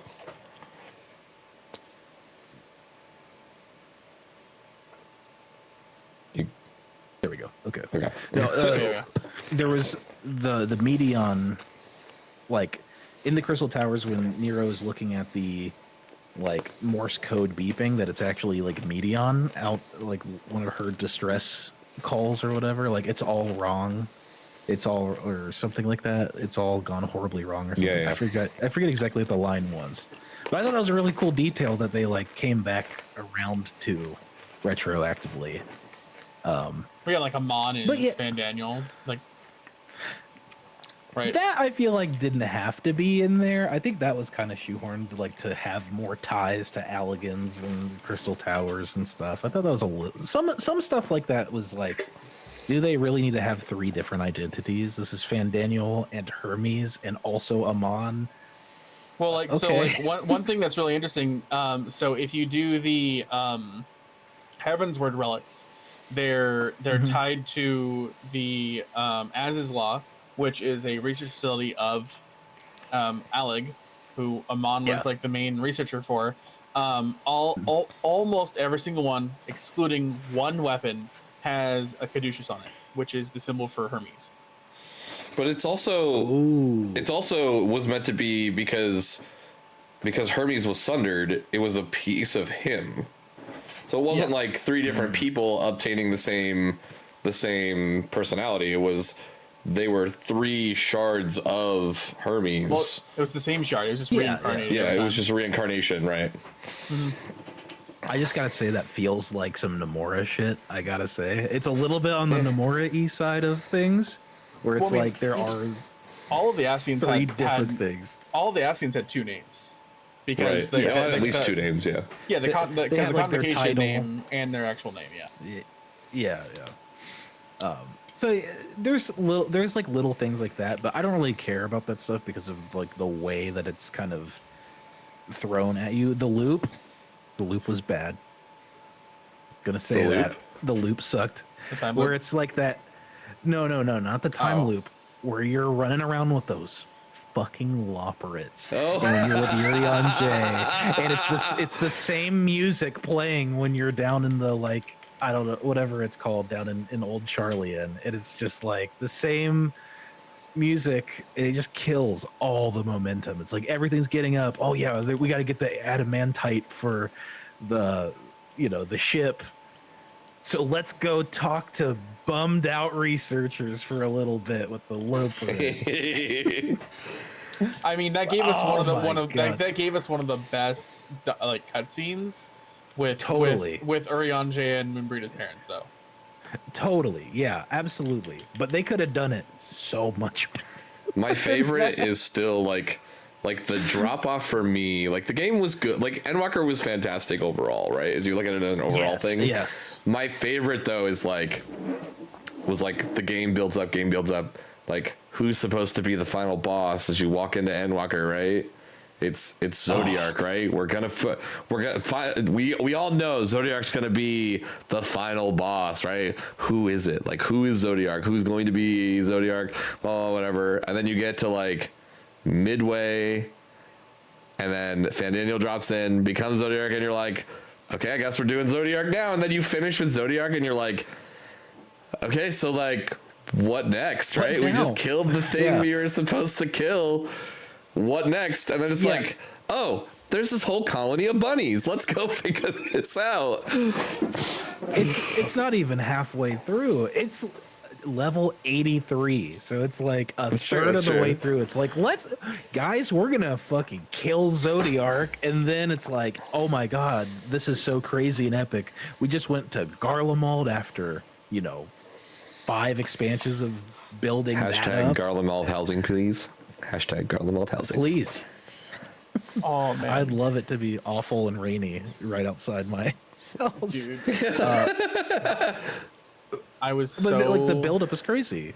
mad about Anima, man. Because I saw the little scene. Well, okay, I didn't watch any of the trailer, and I didn't know we were going to fight Anima when I was going through the game. Well, I'm a big Final Fantasy X fan. I love Final Fantasy X.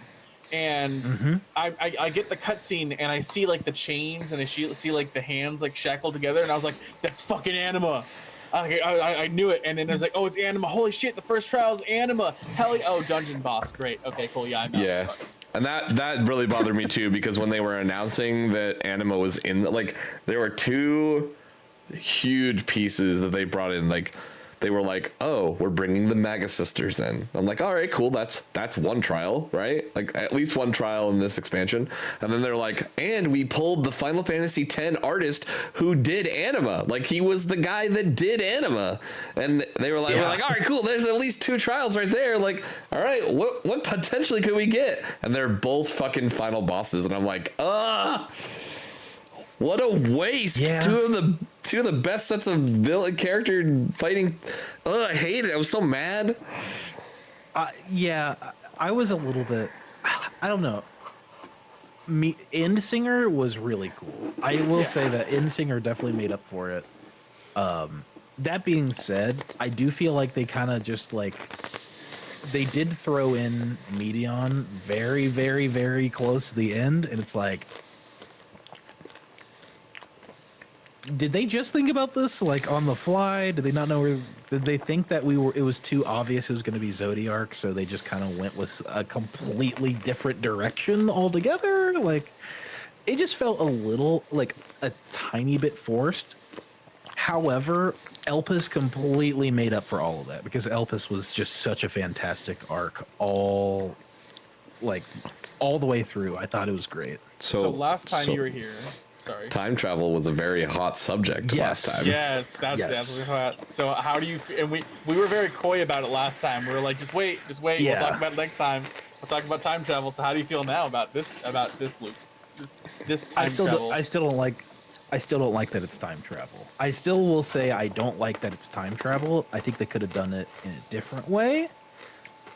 There's like little details they could have changed to not make it time travel, but ultimately I'm okay with it being time travel because of how great the character work was, if that makes sense. Like, it's a very, very small blemish on an otherwise really awesome piece of storytelling overall. And I kind of figured they were going to do so. Like, it kind of, there's a lot of Endwalker that kind of spoils itself, where it's like, the moment things start getting introduced, like when Medion was the newest thing to actually come about the story, I was like, is this gonna be like something to do with the final day? Like, is this little bird girl gonna have something to do with the final days? Huh? Like, because we already knew Fandaniel from before. We knew Emmett. We knew Hythlodaeus. You know, kind of I was actually kind of on the, for a while there, it had me going like, does Hydaelyn have something to do with the final days? That would be a crazy twist. No, it's just sad, depressed, hot topic bird girl. But I was like, okay, whatever, that's fine. Yeah. Final boss is depression. Yeah, the final boss is the embodiment of depression. Yeah, and that was kind of like when we met with you last time, having already completed 6.0, right? Like, we had completed it, you hadn't yet. And so it was like, I think I was there when you finished Alexander, and your comment was like, I hope that Final Fantasy 14 never does time travel again. Never. And I was like, whoo, buckle up, bad boy. It's a cool look. My chat's explained it to me in so many different ways. You know, it's a closed loop. You know, it's its own thing. It's a different. I've seen people think it's like a different timeline, or it's like a viewing of the past that you can't actually change anything from it, or you know, whatever. And that's fine. I try not to think about the time travel in it as much, you know, but when the difference being when I said that, like me referencing Alexander, that's the whole thing with Alexander. There is no good character work. There are no interesting characters.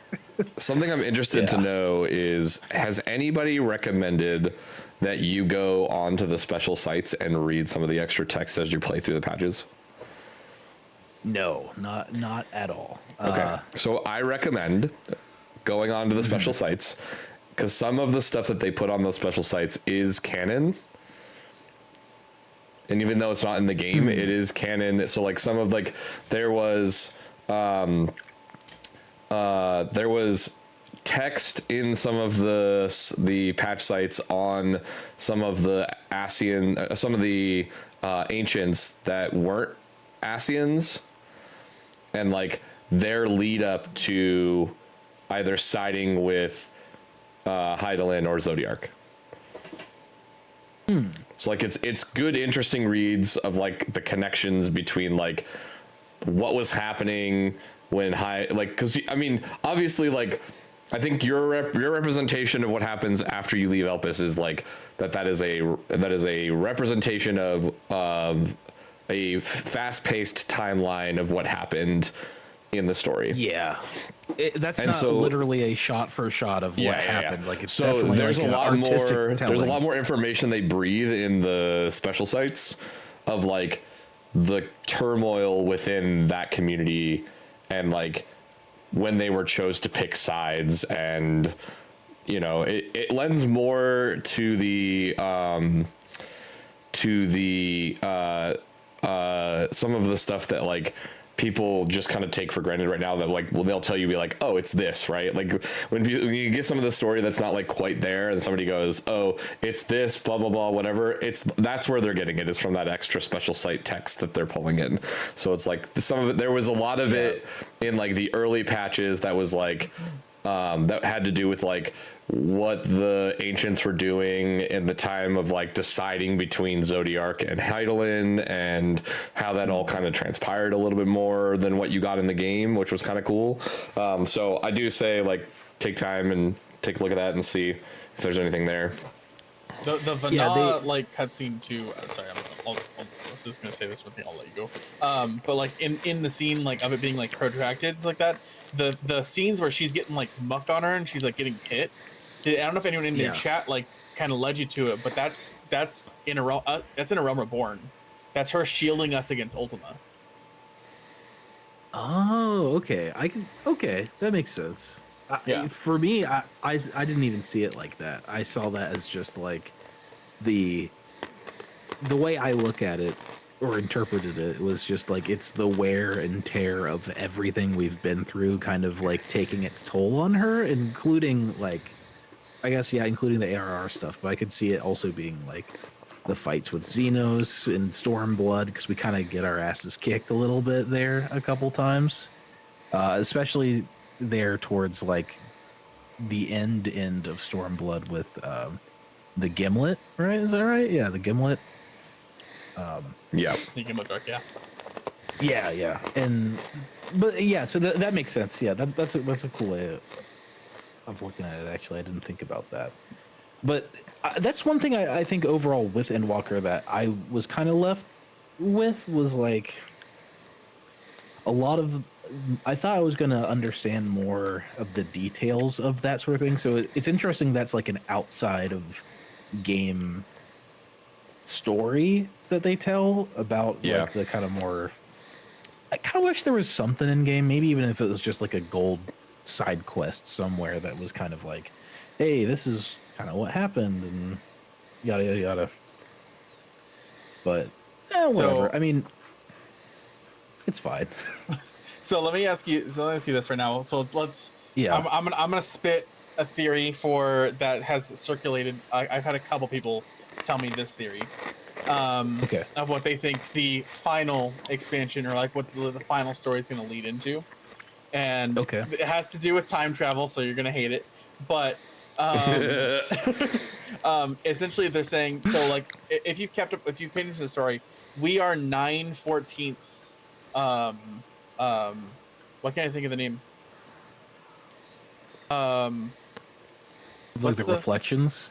Well, no. What's Vana was the seat before we were the seat, and we're the shards Azim? of that person. Azim, yeah. Sorry, I couldn't think of that name. Yeah, we're 9/14ths of the shards of Azim. There's 5 more shards that we haven't picked up yet. Right. There's one in the void that we haven't gotten. And then there's the other reflections that we don't know anything about. Right. But we picked up the one in the first from Ardbert. But the theory is that we're gonna go complete ourselves, do the Elpis time travel back in time, and then become Vana's assistant or successor, and be the one who's who they thought we were the familiar of. We will then become like our later version in the game will then just stay in the ancient time and become that Azim. That's an interesting theory. I could see that because there is a little bit of, I was wondering if we were ever going to kind of understand our origins, because it's something that's very like who the hell were we before ARR or even 1.0, I guess. Like it's kind of just not discussed. I definitely thought they were going to talk about that a little bit more than they did. But I would like to see some sort of clarification as to like where we come from. I could definitely see us getting that in this next arc as more of an introspective thing. You know, I could see that. I have a kind of wild theory for the next arc, just because of some of the final stuff of Endwalker, and I guess some of the things that we've seen sprinkled throughout Endwalker, and it has a lot to do with the Omicrons.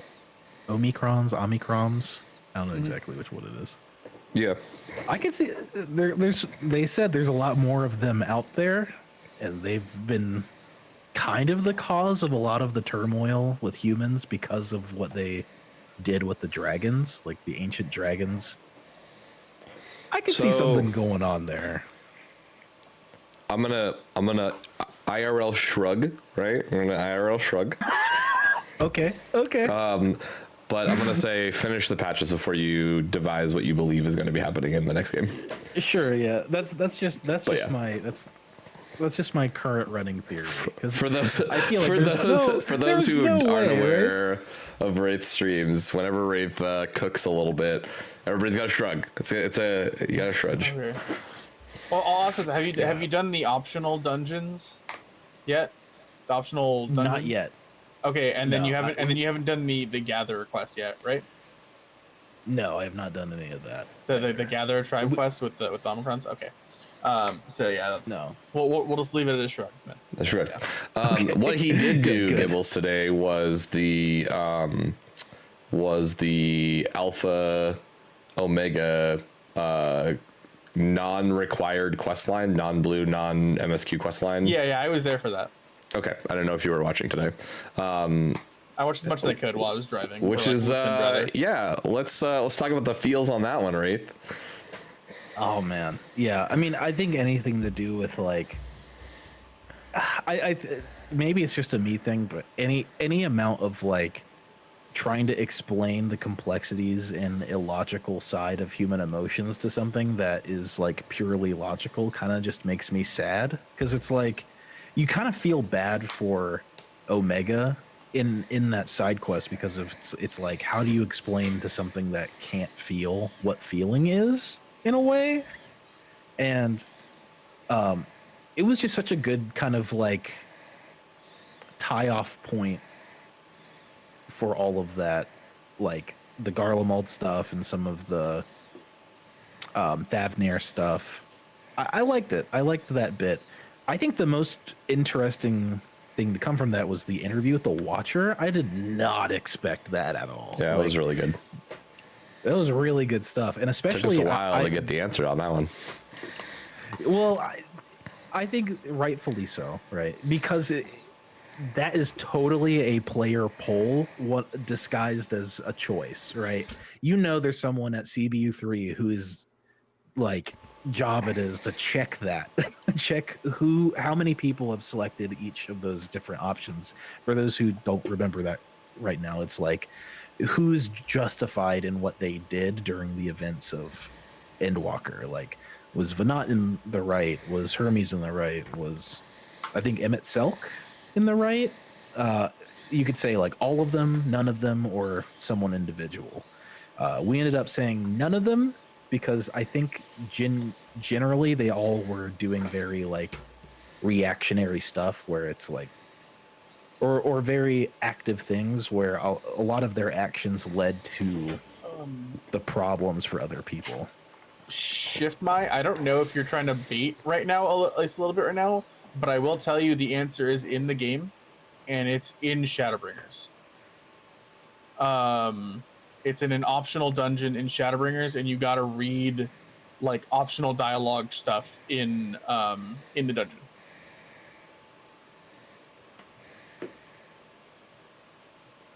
So that's all I'm gonna say on that. But there is an answer to that.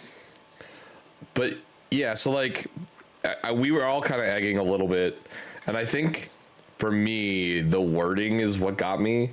The wording is what got me on that one, because it was they were all wrong, or each individual one was picked right, or I think the wording was like what? They all it's had like their justifications. They're all right in their own way. Like they were all justified in their own way. Yeah. So I think that for me was like, yeah, like everybody shits on Hermes because of like the situation with Medion and creating Medion and like wanting the answer. But like legitimately at the time, like for me, it was like looking back on it. And this is like, I think this is where you and I differ a little bit, because you had like, you're hard fast on, I call him Daddy Four Cheese, but Fortuno.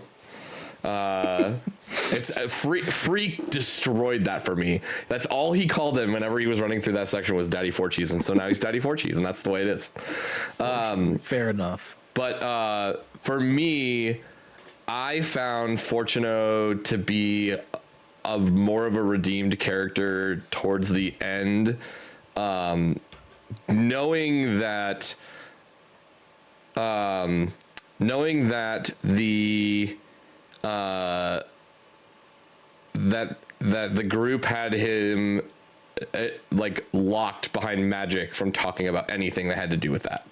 So it was like he was doing what he thought he needed to do to help the world survive, and couldn't tell anybody because he was physically bound from telling anybody.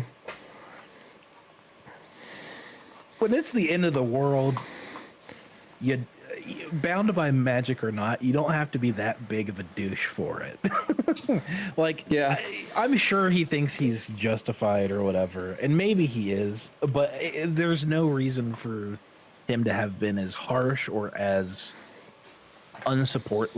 just non-supportive towards not only us as the Scions, who are literally like world savers at that point, like right, borderline messianic figures.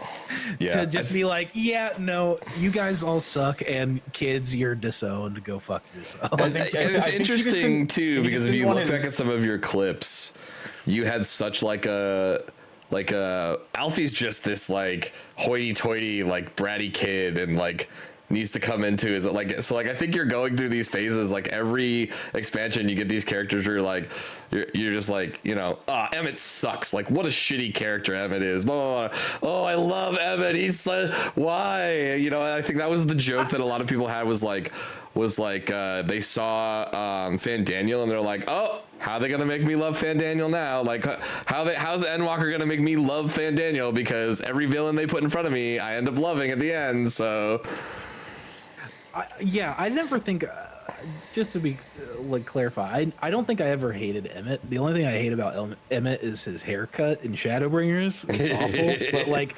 as a character, he's great. And I think from the get-go, he started like from his introduction till his like what I would consider his death in like kind of closeout of his character being in Shadowbringers. He's fantastic that whole time. Like he is definitely like, he's kind of evil. He definitely knows that he's definitely on that line between evil and neutral even, and he just loves it. And he totally thrives in that area. But I can see what you mean by that, like, because I do feel for Hermes. Like, me saying that no one is justified, like, that's more so because they were all playing God and it backfired, and that's what you get. I mean, that was their role of God. the time, though, is they were gods. That was their whole thing. Yeah. Oh yeah. But they only thought they were gods. They weren't actually gods. Like they thought they were gods.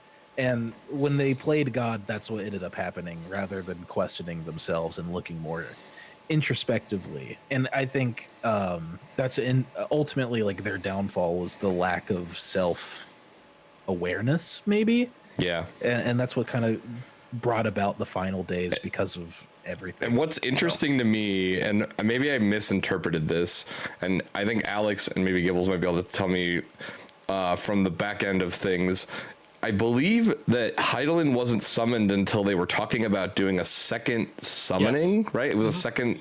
Yeah. Yeah. So like they had already yeah. summoned Zodiark. That killed off half the population. They were talking about doing another summoning that would kill off another half of the population to bring back the ones that had been sacrificed. And that's when Vanat had stepped in and was like, no, we're going to do this a different way. And they made Heidelin to combat Zodiark. I'm not 100% sure on why, on what the cost of the second summoning was, but it was to bring back the people they had lost. 100%. Then it was a second summoning, and that's the one, that Vana opposed. Right. Because without your first summoning of Zodiark, then the world would have died in the beginning in the first place because of the finalize. Because it was Zodiark's existence constantly moving the Aether was the whole reason why we didn't have the final days in the first place. Right. There's a lot of stuff in Endwalker that is like really, I just didn't expect it.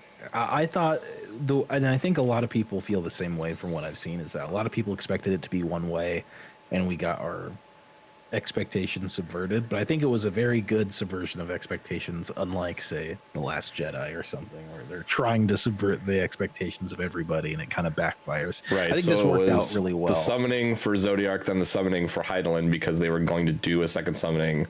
That the Heidelin was there to balance. It was supposed to be a balance. That was Heidelin's choice. And her group. That wasn't something that all of the ancients were in agreement with. Right. It was a small group of 10 of them, I think. There's a dungeon that talks about that. Yeah, Enemesis in 5.2. Sure. Yeah. Well, I mean, I know there was more than 10 of them. Well, no, that were part of the Heidelin sacrifice. Oh, part of the sacrifice. Oh, yeah. Yeah, the Heidelin sacrifice, I believe, was 10. Her group was more than 10. Yeah, no, but it was only 10 that had, because the others were staying behind in order to. Yeah. What? We're already there. He already knows. No, he doesn't. Not the exact section you're talking about. He hasn't done that. He hasn't done that content yet. Oh yeah, it is 5.3. No, it was done in 5.3. We talked about it. They talked about it in 5.3. He hasn't done that content yet. Oh, what? Because that's a separate that's not MSQ that you're talking about.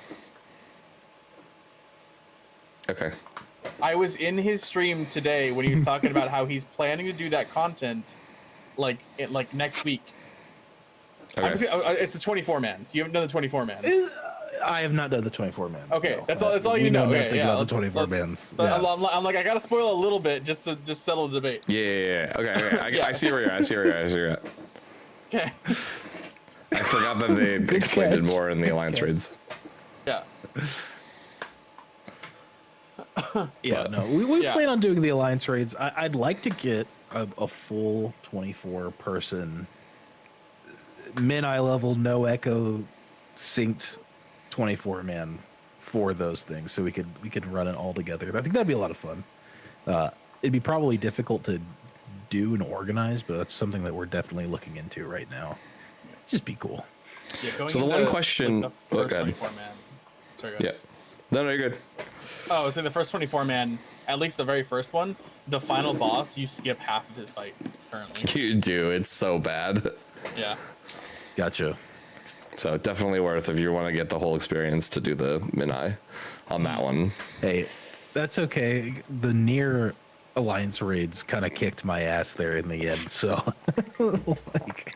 it's fine if it's a little on the easier We need to side. do. I'm We okay should with do that. a Beards of Light sponsored bun gun fun run of the near raid. So we used to do this in the FC. So everybody has to either be a bun or wear an outfit to make them look like a bun, and then we only take in gunbreakers and sages and machinists in. You guys are trying to kill me. No, it's fun. It's fun. Come on. I think the Only only guns. thing.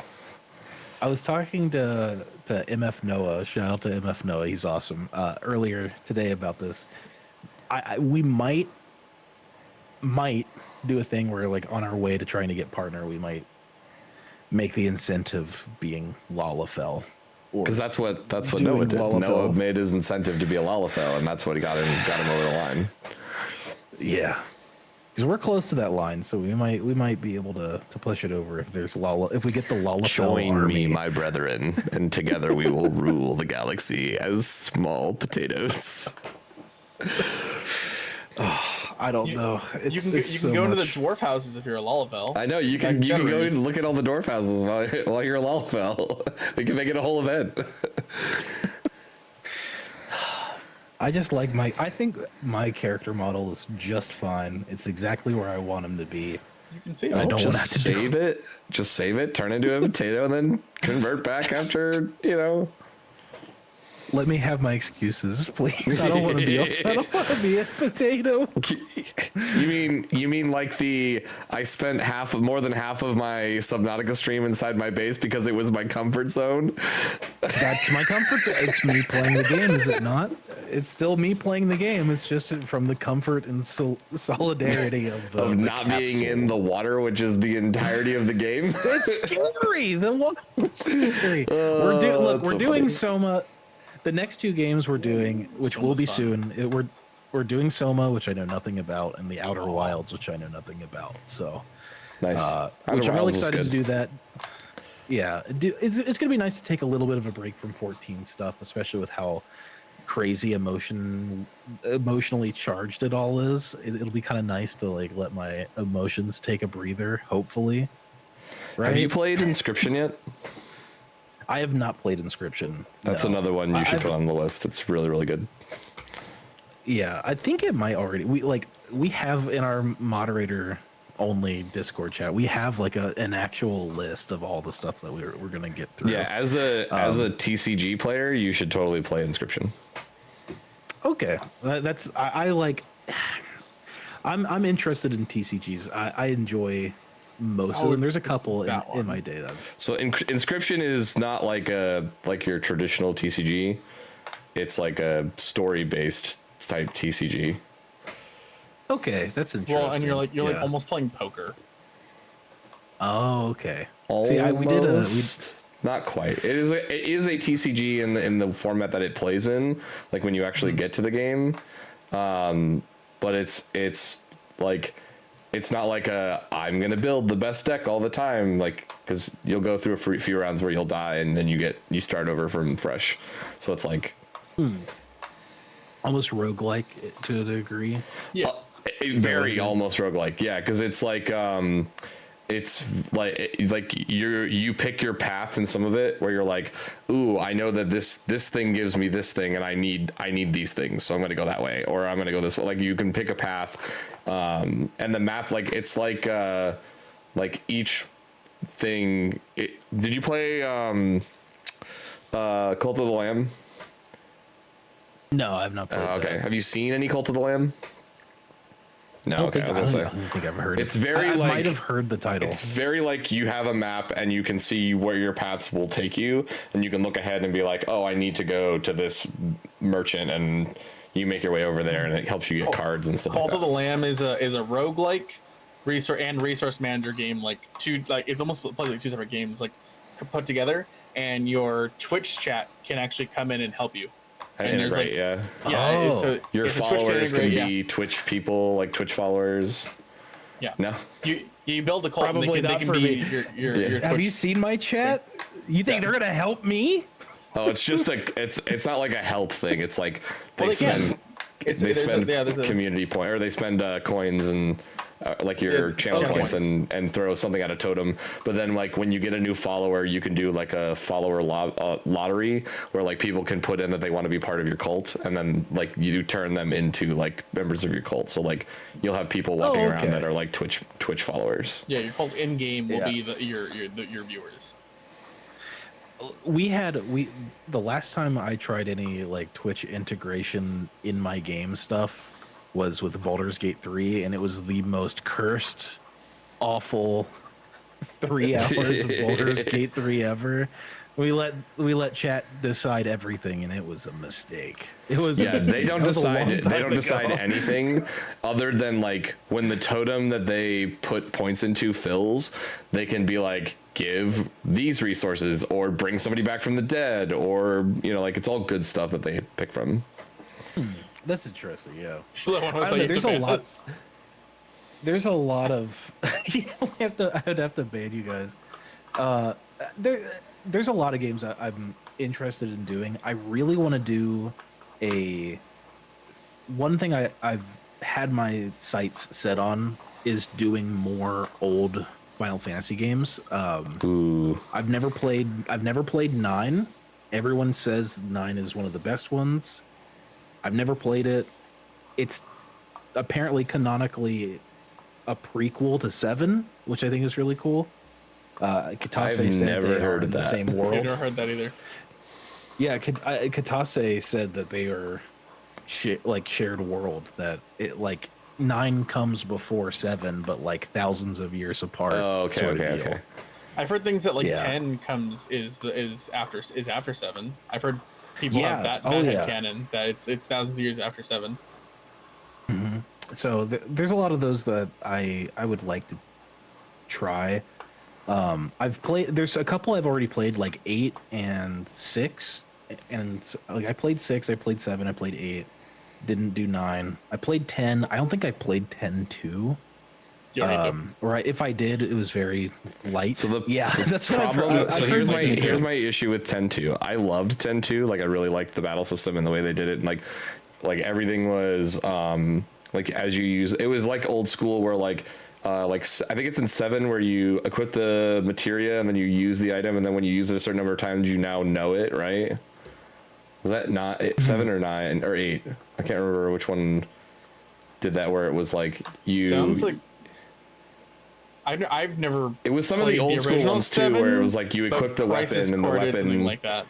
Yeah, the old school ones did like the weapon where you equip the weapon and then you did the skill so many times and then you could change weapons but you'd still know the skill. So it's like that in that like. Oh, Remake does that. I know 7 Remake does that. Where Yeah. So maybe that's I think it's in 7. Well. I think it's in OG7. Like your materia slots, you fill them and then you can do the skills and then you keep them once you do them a certain number of times. So 10 did that. 10-2 did that, but then they did like this thing where you could change classes. It's almost like a mix between what 13 was and what 7 was, and that like every time you do the skill, you could then pick a new skill to learn, and you went down. My problem with 10-2 is you pretty much have to play it twice.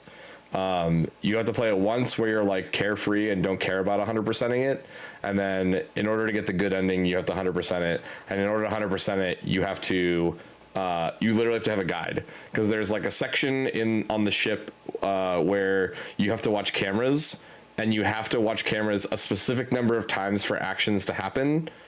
So it's like you watch the camera once and then you leave and then you go back in and watch it again, and if you miss one camera watch in a chapter, you cannot get 100%. It had some of my favorite breaks in the game, like where the game is physically broken, in that one of the classes is gunslinger, and one of the skills that you can do is you start shooting and you shoot as many times as you can pull the trigger. And then there's an item in a dungeon that you can get at the very bottom that's like you equip it, and if your health is low, every attack you do does 9,999 damage. And so you just pair that with trigger happy, and you just trigger happy 9,999 damage on everything in the game, and you just destroy. See, in normal 10, I just did 1 HP triple cast Ultima. Or not 1 HP, 1 MP triple cast Ultima. And I just one-shot everything anyways. But it was like fun to find those things where like the game was like, here's a cool item where if your health is low, and it's like, okay, well I'm gonna purposely leave my health low so that I can just beat the shit out of your enemy. I think I would love to do one of the ones I'd love to do, and it's probably pretty obvious, is 15. I think 15 universally everywhere I look gets so much hate, and there is definitely a warranted hate for the launch version of the game because it was definitely like fragmented and had big holes in the story missing and stuff. But as a whole, I think 15 is one of the stronger stories once it's completely like put together. It's such an emotional story and such a like just well developed story once all those pieces finally did get added into the game. And the package that we have now for it with like the Windows edition, it just really it's one of my favorites in the series for sure.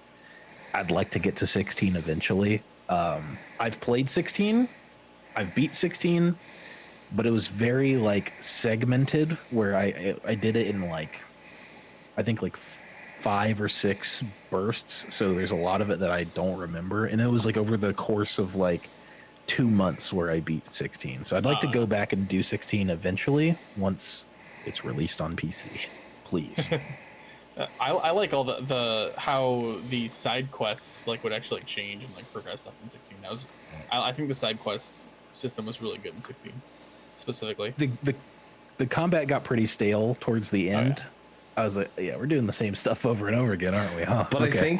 I think the nice thing was that the leveling was paced so well that like while the combat got a little like, oh, this is kind of repetitive, it wasn't like, oh, it was kind of repetitive for 40 hours because I'm grinding levels. It was like, it's repetitive, but I'm still moving through the story and I'm doing okay. Like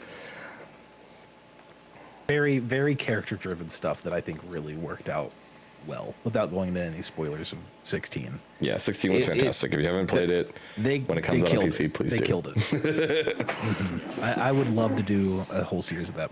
But I definitely think that 15 is one that I'd like to make a couple of YouTube videos about and do like a whole stream series on, just because I think it's underrated and I have a lot of points where it's like, come on. Like one on a further deep dive, like looking at 15 as a whole, it's just misunderstood. It's the black sheep of the family, and I think I didn't like 15's story. It. Yeah, you didn't like 15's story. Okay, so I'll tell you how you fix 15's story, and I'll tell you, okay.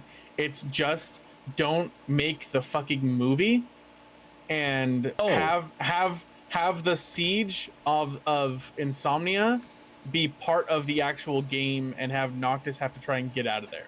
And like I think that's like all you actually need. The beginning of the game is so bad. It's just like, hey, go have your car break down, and then like, oh, you get like, here's a mulligan, and then here's another mulligan, and then here's another mulligan. Okay, now the game actually starts. You've been playing for 20 hours. All right. It's slow. Yeah. Once it finally picks up pace, like it takes a lot of time to kind of like set dress it. But if we're like, if that's the criticism of 15, 14 must really be awful because it takes 100 hours to really get off the ground where you're doing wine and cheese garbage. Oh my God, how much dialogue do I have to click through here? Jesus, this sucks. I think I made that joke today. Yeah, exactly. And so like, I think 15 definitely does have that like really slow start, and I do agree with you that the like get rid of the movie, make Noctis fight through Insomnia. That'd be a fantastic change to add a little bit more of the weight of the stakes and stuff. But I don't think like 15 feels like it's after the plot of another Final Fantasy game, and it's like the aftermath of this like horribly tragic event. And we every other Final Fantasy game is like you're playing through this epic story up until that point. And 15 is like, well, imagine this horrible thing happens where like the king dies. Spoilers. Oh, yeah. What? And it's like everything that comes from that. It happens in the first like 5 hours. On a similar note, for those who either have already bought them 20 times and are willing to buy them one more time, or were dumb like me and decided that I wanted to buy them on mobile and realized that they had 0 controller integration on the mobile versions of the game, which Square, that we need to talk, guys. Come on. Like, let me plug in a controller and play your Pixel Remasters, which are already built for controllers on other consoles, on the mobile versions. That's like, don't force these into touchscreen only. That's dumb. Like, whatever. the Nintendo Switch versions, and I think the Steam versions right now are on sale. I think I just spent like $15 and got 7, 8, and 9 for about $15. So I do plan on playing them on stream at some point, but the thought of being able to just like travel with them felt really good to like put them on a Switch. Do 7. 7's great. I love 7. Yeah, I want to do OG 7 before I do the remake and the rebirth. So I would definitely recommend doing that. Well, I don't know, like, because on one hand, you might get some stuff spoiled in the remake stuff to come if you play OG 7. But then again, like, which I'm okay with because it's like the game's been out for so long. And then you get a refresh of it with brand new mechanics and a new take on it. Like I feel like I would be in a worse position if I played the remakes and then went back and played the OG, where it was like a drag. It would be kind of a hard thing to do. Yeah. They're very different. And the Switch and the Switch versions and the new like the updated versions have like a triple time speed and stuff like that. So like you're not like walking, you're like running. So like that would speed up my process of playing and like grinding and stuff like that. And there's some like if I'm going back to play 7, I'm not necessarily wanting to play for the absolute grind of it. Like I'm not looking to like grind for 60 hours. So they have some like grind is the worst part, XP boosts that you can run. Take the stairs, Kula. Take the stairs. Take the stairs. Yes, take the stairs. 13 is an amazing, beautiful game with problems. I couldn't do 13. You're better than I am. I couldn't do 13. It was bad. I heard 13 was the same treatment as 15, where it's just very slow at the very, very beginning, and then it opens up and is much easier. I liked 13's story for the bit that I played 13. I hated 13's gameplay, and 13.2 is even worse. So 13.3 was better. There was another streamer that I was watching that was talking about how 13 was her favorite series. And like somebody was like, 13's battle system sucked. And they were like, did you actually get through like what is deemed to be the tutorial, which is like the first 20 hours of the game? It's very 15 like, where it's like, if you get through the first 20 hours, like it's rough, but then it gets a lot better. So it's like, it's one of those things that's just like, like she was like, the best way I could describe it is like Square was finally like, hey, we're building a new battle system, but we're going to take you kind of slow through it. We're not really going to like, because it was a pretty in-depth battle system when you look at it from like a holistic view. Like it had a lot to it. Yeah. Look, I just don't 15 like had good combat. I just don't like the timed fucking turn-based. Like it's like I would rather play a really high-paced action RPG game and like I'm like actively going rather than like make a choice right now. I swear to God, if you don't make a choice right now. That's how I feel. We could just have the OG. We could just have the true OG Final Fantasy mentality. How can you have a sequel to a game that's called Final Fantasy? Oh. Yeah, I've explained. I actually just the other day was playing Helldivers with somebody who I had to explain because I was explaining to them like, yeah, I stream Final Fantasy 14, and they were like, yeah, I could never get into Final Fantasy because it's like I would have to play so many to get caught up. I'm like, no, they're all different stories. Like, you don't have to like play 1, then 2, then 3 and stuff. Like they're all their own thing going on, man. He's like, what? I never knew that. Yeah, unless it's like a something too. Which can we just say, remake FF7 remake and Rebirth is the best combat in the entire series. Just straight up. There is no Final Fantasy game that has better combat than it. The mix of like turn-based with action combat minus intermission or interchange or whatever it was, intergrade. Really? I actually didn't play intergrade. I think I skipped that because I saw it's only about Yuffie. Yeah, so like my wife really liked that it was about Yuffie, but as she was playing it, you have like Yuffie has this partner that runs with her, and like has this skill that like when Yuffie dies, he dies and brings her back. But then he's dead. So it's like unless you had Phoenix Downs, you were fighting on your own again, which you already died once. Wait, you say minus the MMO titles 11, 14? No, if you were referencing Rebirth and Remake, no, Rebirth and Remake have way better combat systems than at least 4. I never played 11, but And at 11 least is an MMO. sure.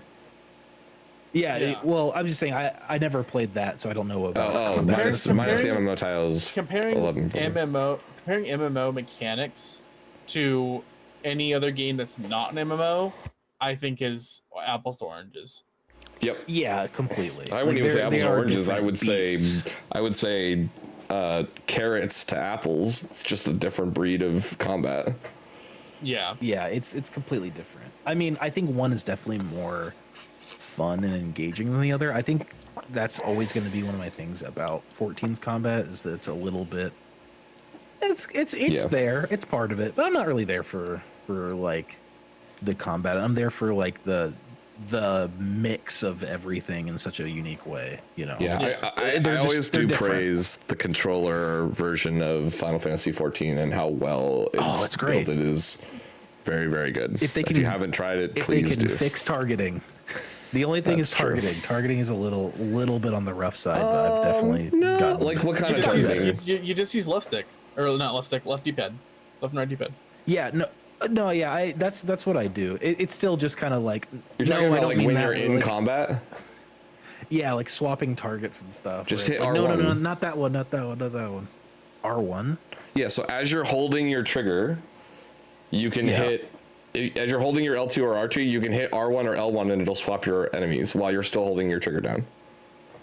I thought all you had to do was just press left and right on the D-pad, and You have to release the you have to release the two triggers in order to do left right D-pad.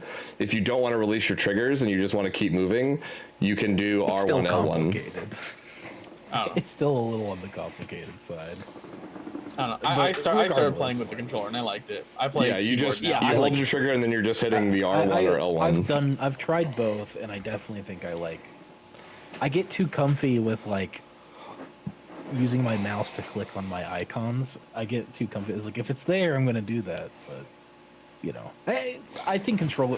Works Chat, really he's well a clicker. for- He's a clicker, chat. Are you a clicker? I am a little. You're a dirty. I'm a skill little clicker. bit of a clicker. It's okay. I click LB. That's like the only thing I click.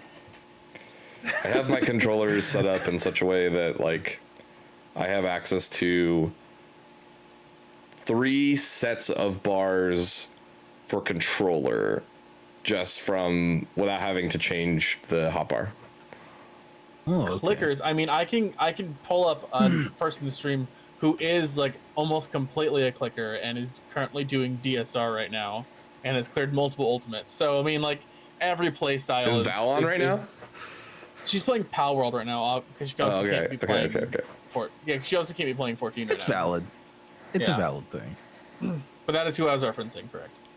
But yeah, I argue like all the time when people go, I don't have access to nearly as many buttons on controller as I do with keyboard and mouse. I say that is not true. There are ways around it. Yeah. Well, in some rotation, so like I felt better with some rotations. I felt better with controller. Like specifically like Samurai and Monk, I felt like it worked. Like the skill mapping felt better and more natural on controller versus on keyboard and mouse to me. 100%. Yeah. I lucked out so much because like I knew before I even started playing, my goal was Samurai. I was like, I'm going to get Samurai. That's going to be my class.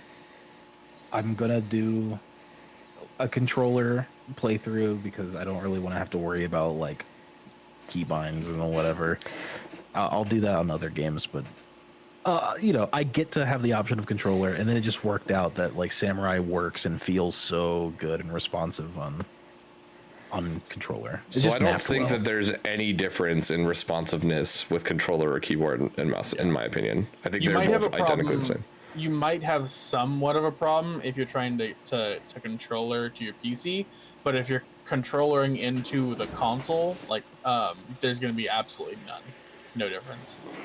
And I haven't had any problems when I'm on PC. So like, if there's going to be any, it would be there. But I haven't had any problems. The only I know game Wraith has had some controller issues, but that's a It literally was a pepcack one issue. time. It was one time. Okay. I genuinely did. I have my keyboard here on my desk, or my controller here on my desk, and I was like, really, really on that line of that death wall, and I moved forward a little bit, and my stick caught my desk and literally pushed me out of the death wall. It's like, God damn it! It happened. It's true. I swear. Content can very easily be cleared. Even the hardest content can be cleared on controller as well as mouse and keyboard. I did all of the Savage tier on controller. I know many that do. I know people who've done ultimates on controller. Like it's not an unviable way to play. Controller, keyboard, just clicking, it's all viable. Do you know how we solved the controller dying issue? Hey, check us out. Ready? Whoa. Plug it in. Oh, look, I solved it. I mean, like, the or only corded game controller that works too. The only game I've ever had any like kind of input lag problem with was Elden Ring, but that's because I'm trying to be super tight iframes on the dodge rolls and stuff like that. And I didn't have a problem when I played on PS5, but when I played on my computer, I had like responsiveness issues. That's the only game I've ever noticed a problem. Also, Shifty said, I get fisty, and I just want to point that out. Feisty. You said it, not me. Fisty. Yeah, I think he meant feisty.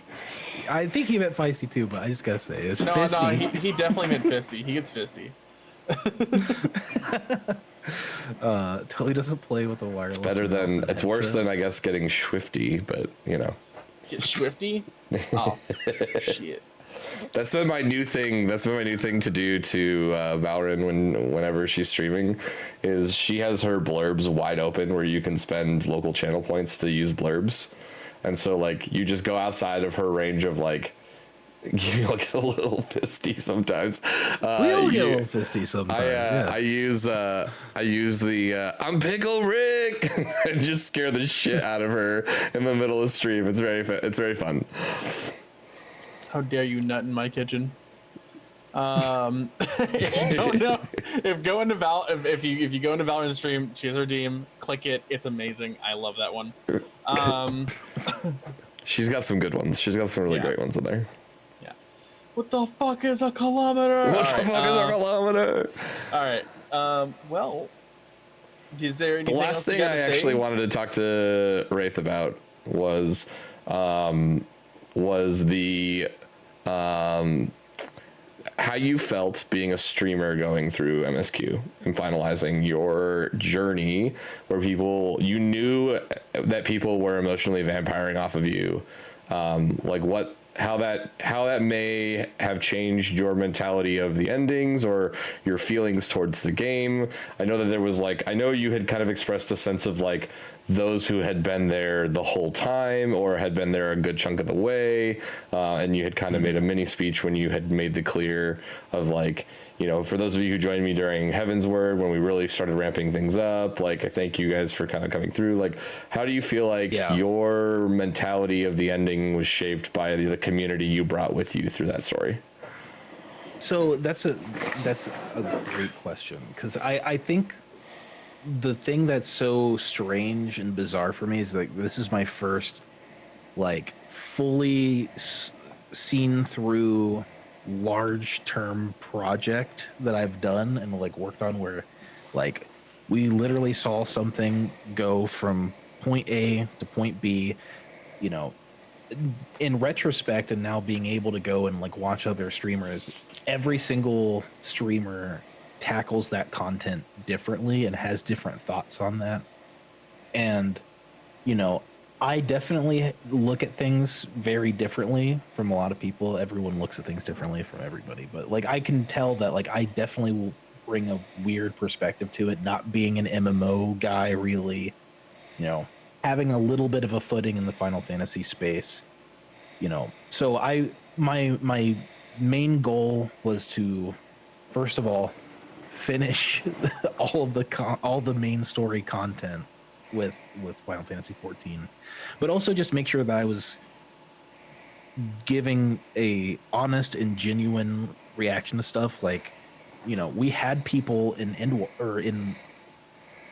Heaven's Word kind of leave because I didn't really like some of the stuff that was in Heaven's Word, Alex. And, you know, I wasn't going to. I've seen streamers cater to their audiences to that degree where even if they, you know, oh, I like everything. Everything is perfect. Everything is great.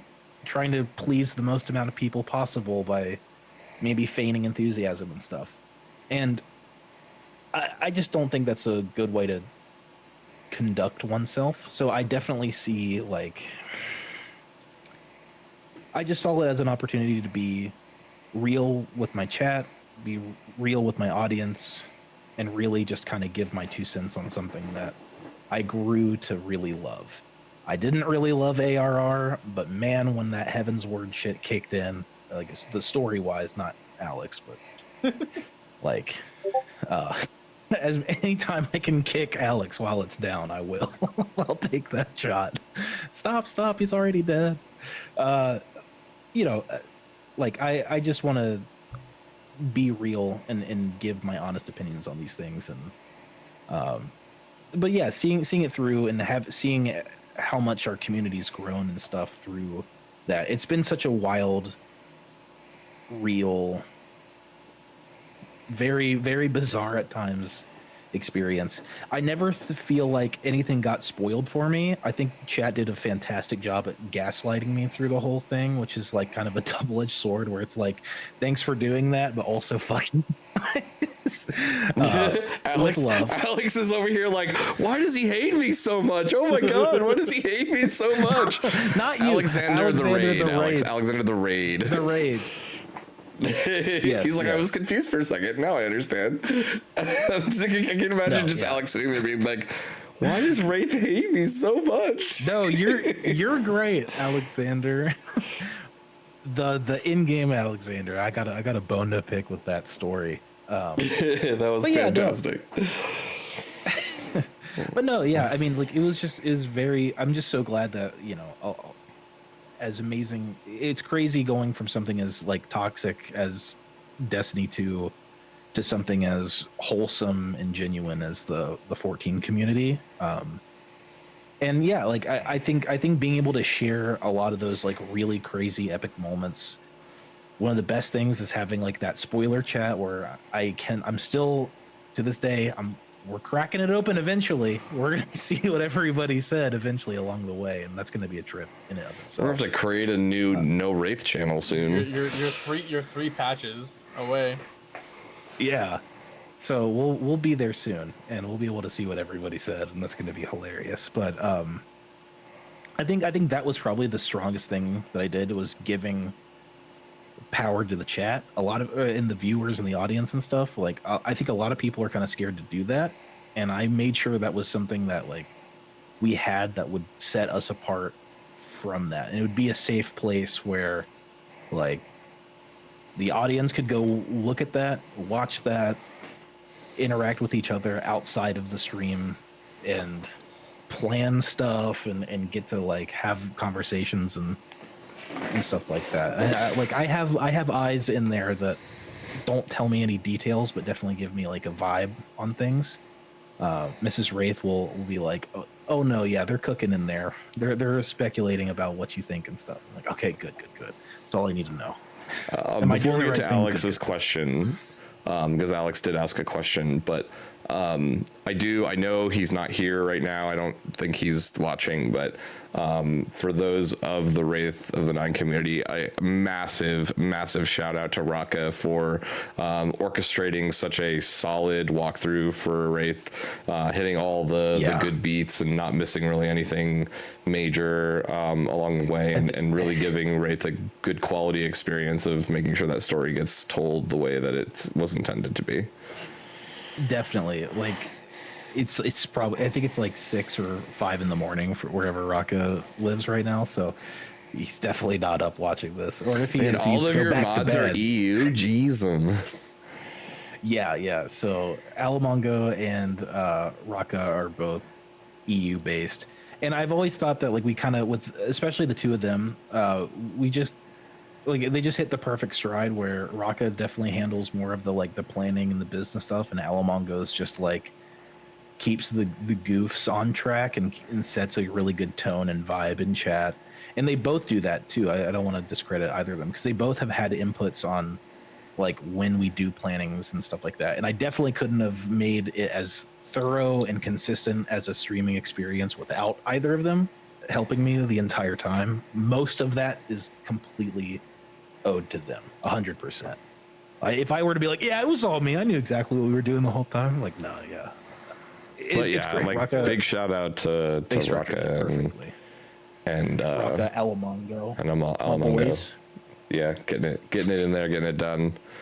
Hashtag penis Alamongo says penis. all the time. So I right, think so- we can actually even expand Alex's question. So instead of what section hit you the hardest of Endwalker, just the entire game, I'd say. So let's do both. I do want to get a what section of Endwalker hit you the hardest, but then like if there is a section outside of Endwalker that hit you harder than what Endwalker hit you with, then yeah. Yeah. So with the Endwalker, it was definitely it's for Endwalker, it's tied. For Endwalker, it's tied. As a game as a whole, it's definitely not tied. There's definitely one moment I can point to and be like, yeah, that was it. That was it right there. But for Endwalker, it's kind of tied between the Xenos fight and the walk. The walk was just like insane. I think it's easy. I think it's such an easy cop out to say the walk. So that's why I would put Xenos up in there, because it's such a great like meta commentary on the story enjoyers and the people who want to just specifically get into end game content with their friends, right? And I think we talked about that a bit on stream after the fact, where like Xenos is the embodiment of the hardcore MMO raider, you know, like who's there to he doesn't care about anything but just killing shit and fighting the biggest, toughest bosses out there. And so when he asks you that, like, you know, you want this too, right? Like you want this fight too. And it's kind of like it's kind of like Yoshi P and CBU3 asking the player, like, was your journey worth it? Was the story worth it? Like you know you want this fight too. Like you get to have both. You get to have your cake and eat it too. I am kind of interested. You said something today about it. I am kind of interested to see if BU3 pulls that data into like charts to see what options they picked during those moments. So like today's moment where you picked, you know, who was justified, if any, and then like your moment with your moment of that fight where it's, you know why you're here, like there's nothing holding you back, let's do this. Like, yeah, exactly. Like you already saved the world. I helped. Like that was just such a cool moment. Like I've never seen a character so devoted to wanting to fight you that they will literally go through the trouble of saving the universe with you just to get their like grudge match fight with you. And I think that's just so cool. I loved that. I think that made Xenos just such a great character. and I think that for me is why Xenos is chaotic neutral instead of being chaotic evil. Totally. You know what's such a great like kind of like foil like comparison out of the game to Xenos is Vegeta. I'm not a Dragon Ball guy. I actually have been told I need to watch. Oh, okay. I need to watch. Yeah. I haven't watched it. I need to watch it. It's actually one of my friends who we were having a conversation about this. Literally, like I think 3 days ago while playing Helldivers. He was like, "Wait, you've never watched any of the Dragon Ball stuff?" I was like, "No, I've always been told to. I just never had the time." You don't need to watch the original Dragon Ball to get Dragon Ball Z, and that's the main that's really popular. But Dragon Ball is mostly a comedy. It has a lot of really good fights. It's mostly a comedy, and then Z is the father of all shonen. But like the big thing is like Vegeta and Goku go through this cycle of like Vegeta is evil and bad, and then all of a sudden it's like Vegeta goes through these motions of like, I have to be better than Goku throughout the rest of the series, where he's just like, I only live to be strong enough to fight and defeat you. And like there are moments in the series where he gets an opportunity to kind of release, like I'm thinking Gibble's the Majin Buu saga where he gets taken over, so and like it's specifically the Buu saga, he does the exact reverse of Xenos, right? Majin Vegeta versus Goku, and then the monologue Vegeta gives during the final fight when Vegeta's like, "It's always been you, Goku. You're the champ," and it's just an internal monologue in his head. I actually had this exact conversation with my friend. It's just so funny that you guys are saying that, but it was funny because he was like explaining that, and I was like, that sounds an awful lot like this game I play on stream, where the final boss is kind of exactly that for you, and it's crazy. He wants to be as good as you, or basically be your equal at the very least. And it's like, oh yeah, that definitely does sound like Dragon Ball. So that's just funny that you guys also. But yeah, no, that's definitely the correlation. I think there's a lot of scenes in anime that do the same thing. So I would say, Alex, that's a really good one as well. So Alex's is Garlemald the In the Cold quest. Going through the emotions of that. Rough. That was definitely. I think the game does a great job of weaving in these like really amazing emotional points, and making them relevant to like pushing your emotion towards the right direction, right? So you're like the crawl. I'm thinking of the crawl in Garlemald. That was genuinely like really stressful because it's just like you're trapped. It's the first time the game really just like strips you of all of your power, puts you in just some infantry man's body, and says, "All right, go fight to your get to your friends before Xenos does." And I was just like, "Holy shit!" That was a crazy moment. I loved that. But it's like it drives those beats to move you forward of like trying to keep one step ahead of Xenos and Fandaniel during that last little bit of getting to the moon and trying to defeat Zodiark before he gets reincarnated. That would have been another great place for a character death to happen. Oh, could you imagine how much more you would have hated Xenos had he like totally? Maybe you didn't actually have to have a death, but had like Xenos stabbed Alize in your body. Maybe she doesn't die; she just gets injured. Oh my god, she gets like trust issues with you and stuff. Oh yeah, no, like I think there's a balance, right? Like they had to make a good balance of like not disrupting the flow of these major characters, where it would be like, I don't know if I could like if you put yourself in that person's shoes, like I don't know if we would be able to continue. Like I don't know, can't trust that you are who you say you are. But like you didn't see any kind of like character action with the body for that reason. I think it worked out really well. But I think all the beats were there, right? But I think at the end of the day, like when I look at Xenos as a character, like a lot of people were like, he did a lot of really evil shit. Yeah, well, he did a lot of shit to define the ends of his means, but then also did a lot of really good shit to define the ends of his means. So to me, he is the ultimate push of a chaotic neutral character. Yeah, he's swaying a little more evil at times, but I think overall his main goal was to fight the Warrior of Light because it was the one thing he couldn't beat, and that was his like whatever it took to do that. Yeah. I would say you definitely align chaotic neutral for sure. I will say, just to wrap it up, I will say for the whole series, though, the most impactful moment for me, at least what broke me the most, if that's what you want, if that's what you all want, was definitely 5.3.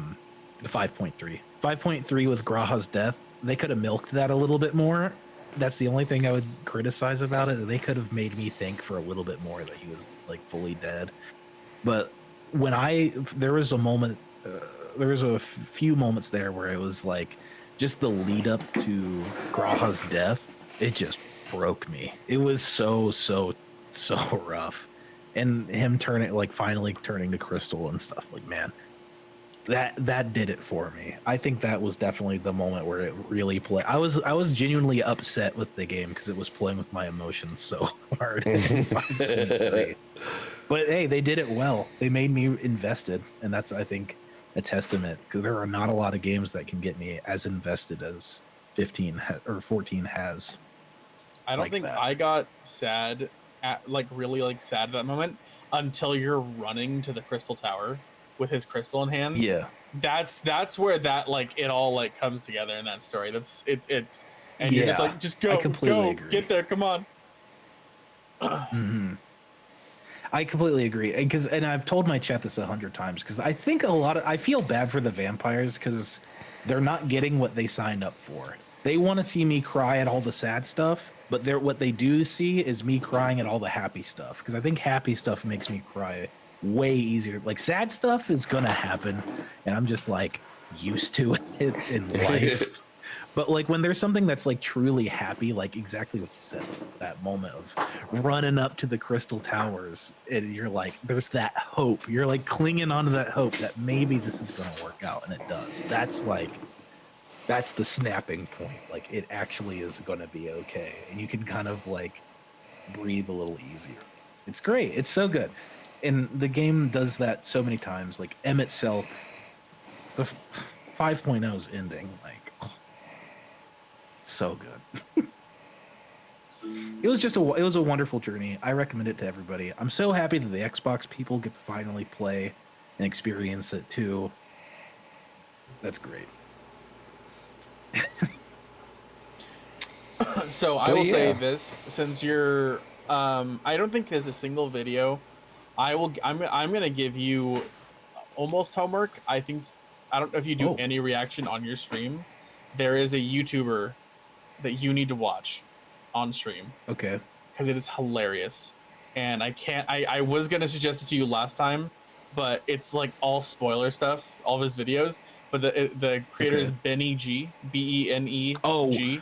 we've reacted to a lot of Benny G stuff. Oh yeah, like, there you go. as it's come out and stuff. Yeah, like we've reacted a lot. I think my favorite of Benny G's is definitely when you take a sprout through the vault for their first time. Did you It's watch? just that like they were like walking past like with this look of like they know something that they Yeah. don't know, and the sprout's just like, oh, okay, whatever. Did you watch the Heart Chiffon video one? Yes, yeah, we watched Oh, the hard fought stuff. that was one. If you were gonna bring up Heart Chiffon as like one of the sad moments that broke you, I was gonna bring up that video because that video makes it. That YouTube video makes it hurt more. The Heart Chiffon section. Yeah, it definitely does for sure. Harchfont, like, I think Harchfont's like that motivating push that I needed to really see this thing out, because it was like I didn't expect Harchfont to get built up the way he did and then die the way that he died so unceremoniously, you know. And Yeah. they really milk it throughout the series. Same with Moonbrita too. I think Moonbrita's death was also a really big shock as well. But yeah, I loved those things, and that's what really pushed me through into Shadowbringers, because like some of Stormblood definitely was really slow, but it was like, man, we have to just like get this ultimate, whether it's like revenge or whatever, on avenge our fallen comrades, make it all worth it. And then when Shadowbringers finally rolls around, you're like, it is so much more complicated than all of that. Oh my god. Like Yeah. everything is so much more than that stupid little dragon song war, right? At the end of the Yeah, day. totally. It always finds a way to like recontextualize a lot of stuff, which is really one of the strongest suits of FF14. And I can't wait to see what they do with Dawn Trail, which once we get past all of 6.x patch stuff, that's when we're gonna start looking at all the Dawn Trail trailers and all that fun stuff, which I'm really excited to do, because we haven't seen like anything of it. I think we saw the Viper stuff. That's it. That's Oh it. yeah, no, I'm Just- super excited for fucking Viper Man. Oh my god, Looks I'm so gonna. sick. You love Bloodborne? I'm making a fucking Maria cosplay the instant I can. I'm getting Viper to 90 and making a Lady Maria cosplay. I just hope there's at least a katana glam that comes out with the class, so I can have 2 katanas and just go crazy because those moves are so fast and fluid and stuff.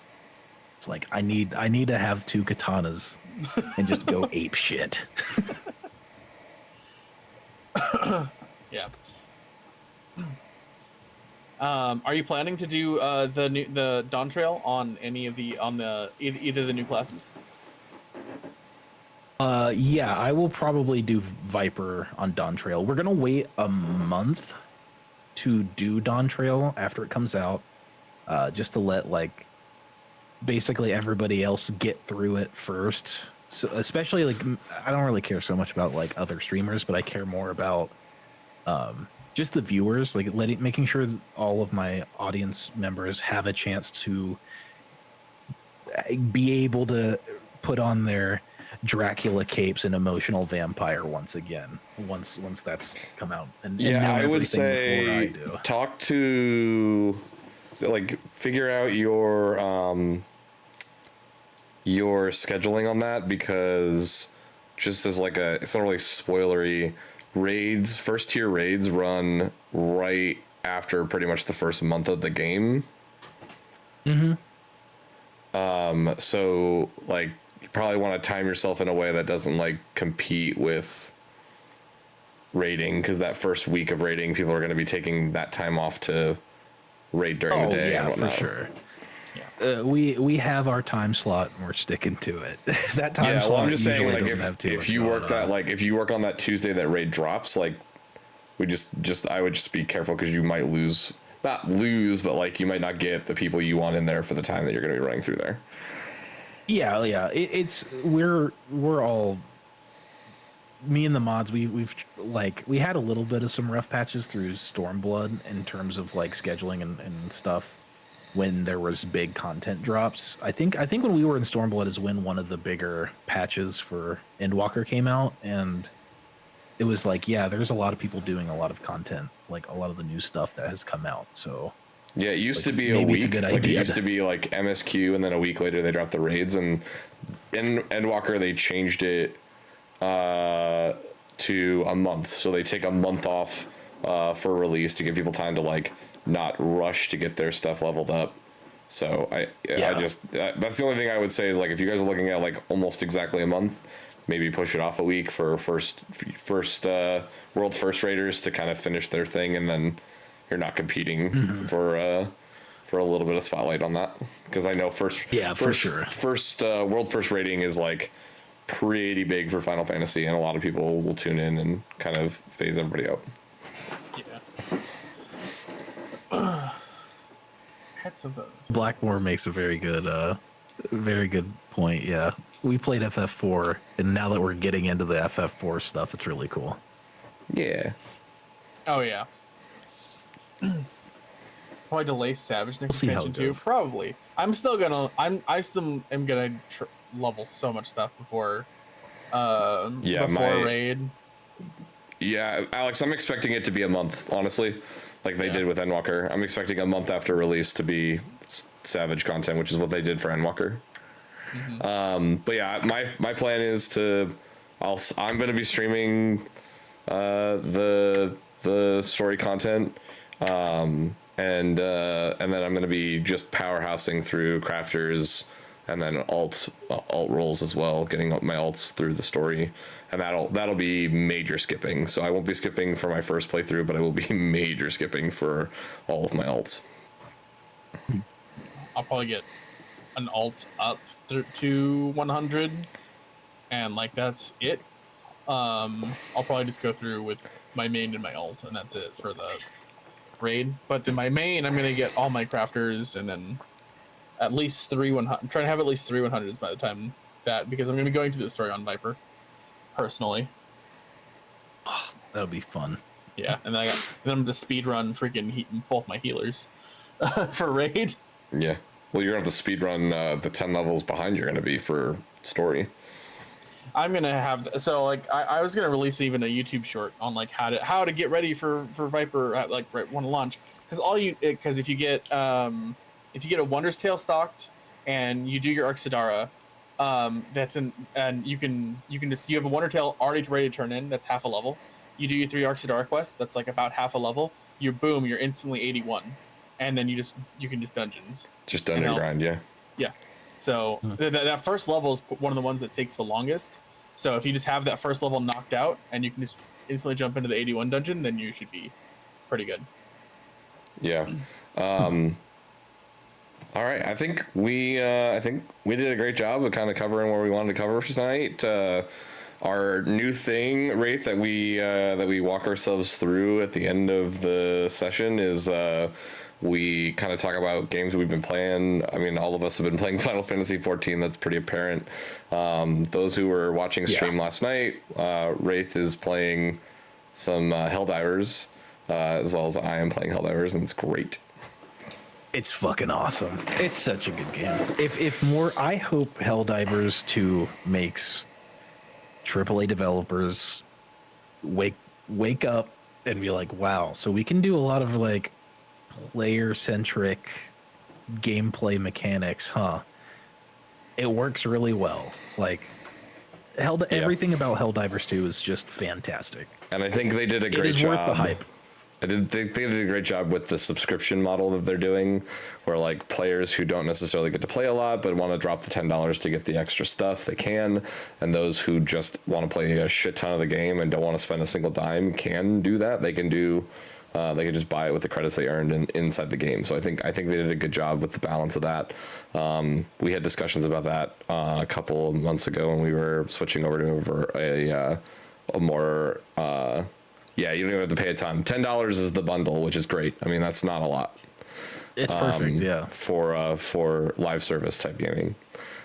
So definitely, I think they're doing a great job of balancing this. I think that they have been probably the most transparent of a development company that I've ever seen in my life, from the standpoint of like, hey, we know our shit sucks right now, but we're working on it, right? I mean, so we had this issue with like cross-play capabilities. They're still working on that stuff. Like they know it's an issue, but like the fact that they're actively working on it and being upfront versus just like hiding in the shadows and saying nothing is big. But yeah. Wraith, anything else you're playing? Other than Rebirth? Yeah, I was gonna say I finished Rebirth. I did it on the hardest difficulty available, which is dynamic, where like you can't over level anything. So I'm just kind of like, well, I just kind of beat the game on the hardest difficulty option. What I'll even do. I'm not doing the side content stuff. Watch my review. We're gonna put it up probably live tomorrow while we're on stream. Maybe watch it on stream, just so you guys are able to watch it. Other than that and Helldivers, I still play Dark and Darker a lot. Dark and Darker is a lot of fun.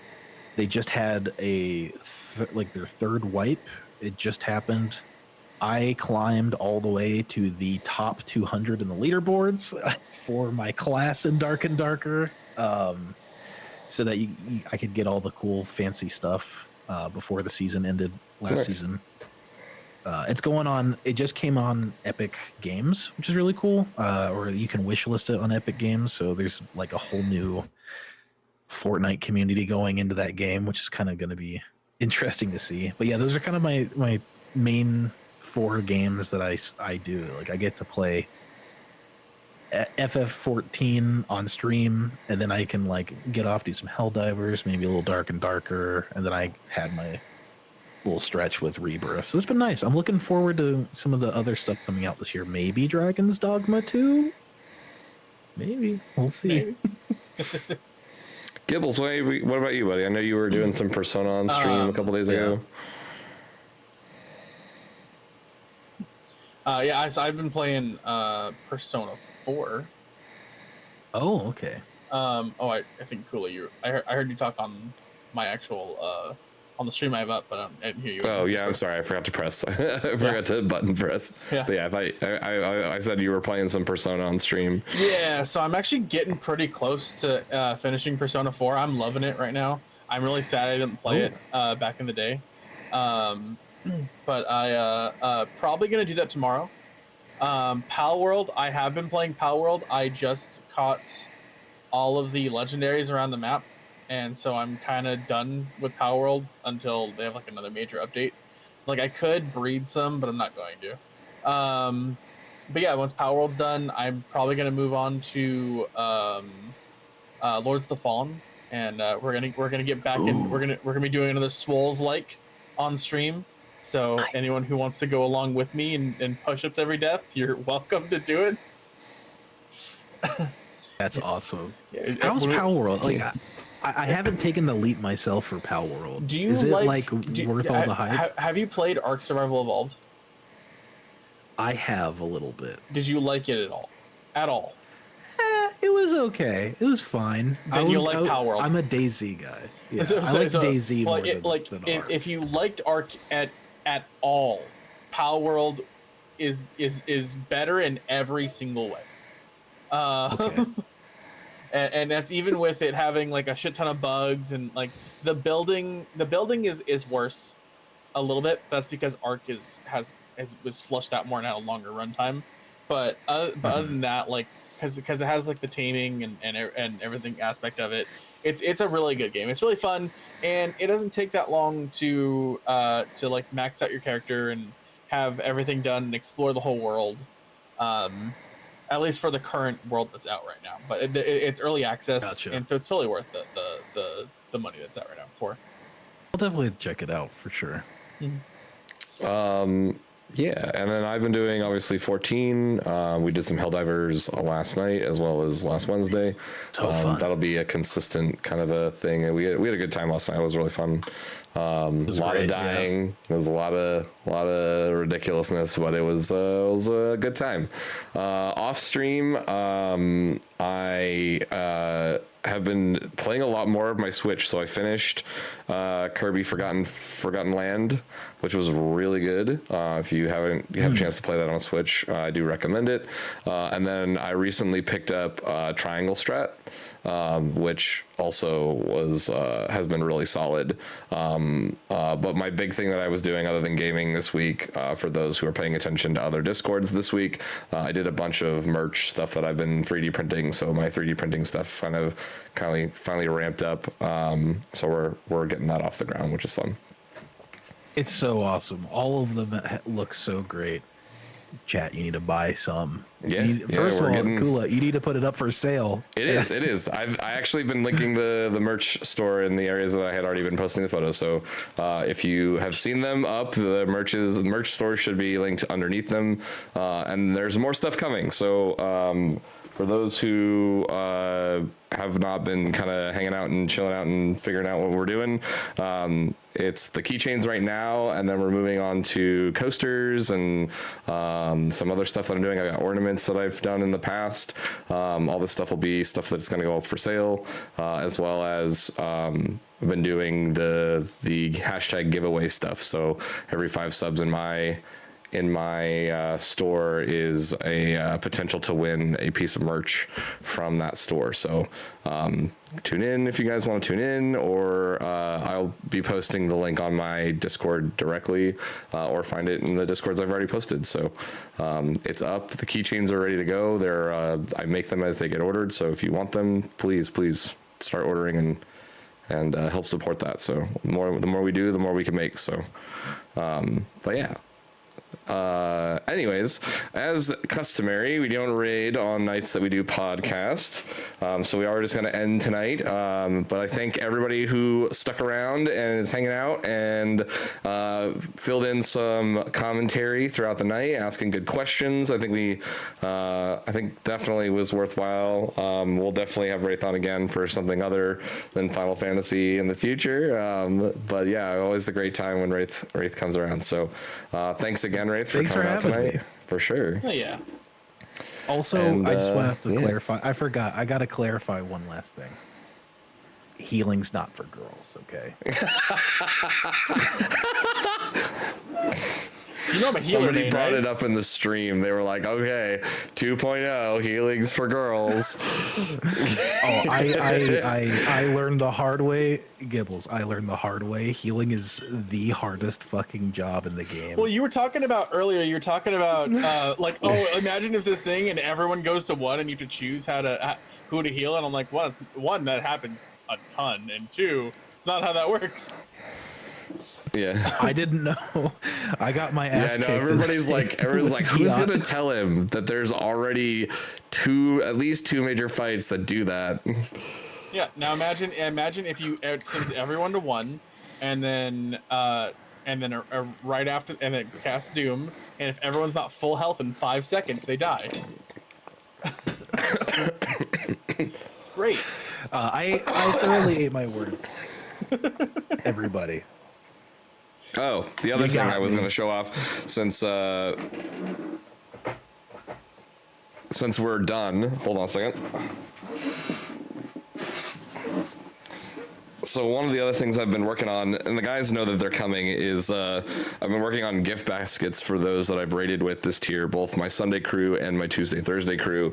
But if you don't know, the axolotl is the mount for the P12S clear, and so we printed little mini axolotls that the guys are going to be getting for that. I did want to just give a hot shout out to I know probably none of them are watching right now, but I know Alex raids with us on Sundays and during the week, and we've been pushing guys through that tier. But big shout out to those guys for helping us get through our tier this year, and all the hours we spent trying to get that done. Now we're able to kind of sit back and enjoy the rest of the break between now and Dawn Trail. But yeah, we Gibbles and I have gotten our P12S axolotl mounts, so we are officially done ourselves with our stuff, but we are still helping others out.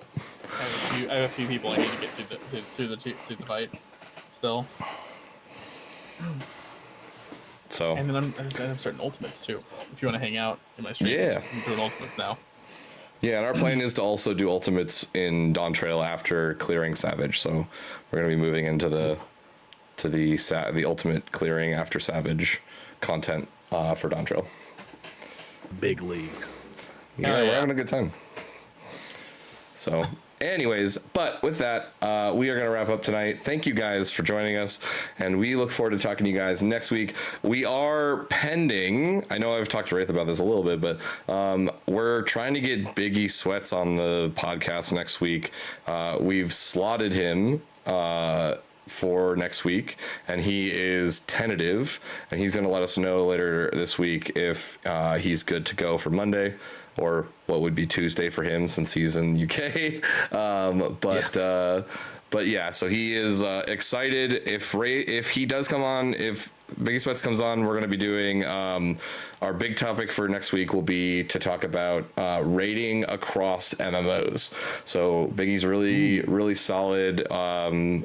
Came from WoW, moved into Final Fantasy, and does play a lot of Guild Wars. So he has a breadth of knowledge on these rating environments that we don't have, and so he hasn't seen as much Savage as we have in Final Fantasy. But it's going to be a great topic to kind of go over and discuss with him, and he's great. I know Wraith knows him, a little bit. Yeah, and Biggie is fantastic. Biggie's awesome. Big shout out to Biggie. But yeah, he's a UK streamer that streams during the afternoon for us Americans. So anyways, stay tuned for that. One of the funniest. We'll post that. So was that right? Thanks again for having me on. Oh, I was just gonna say, like, Biggie's just super funny. But yeah, thank you guys Yeah. so much for having me on. It was great. I had a great time. All right, guys. Well, have a great night, and we'll see you guys next time. Night.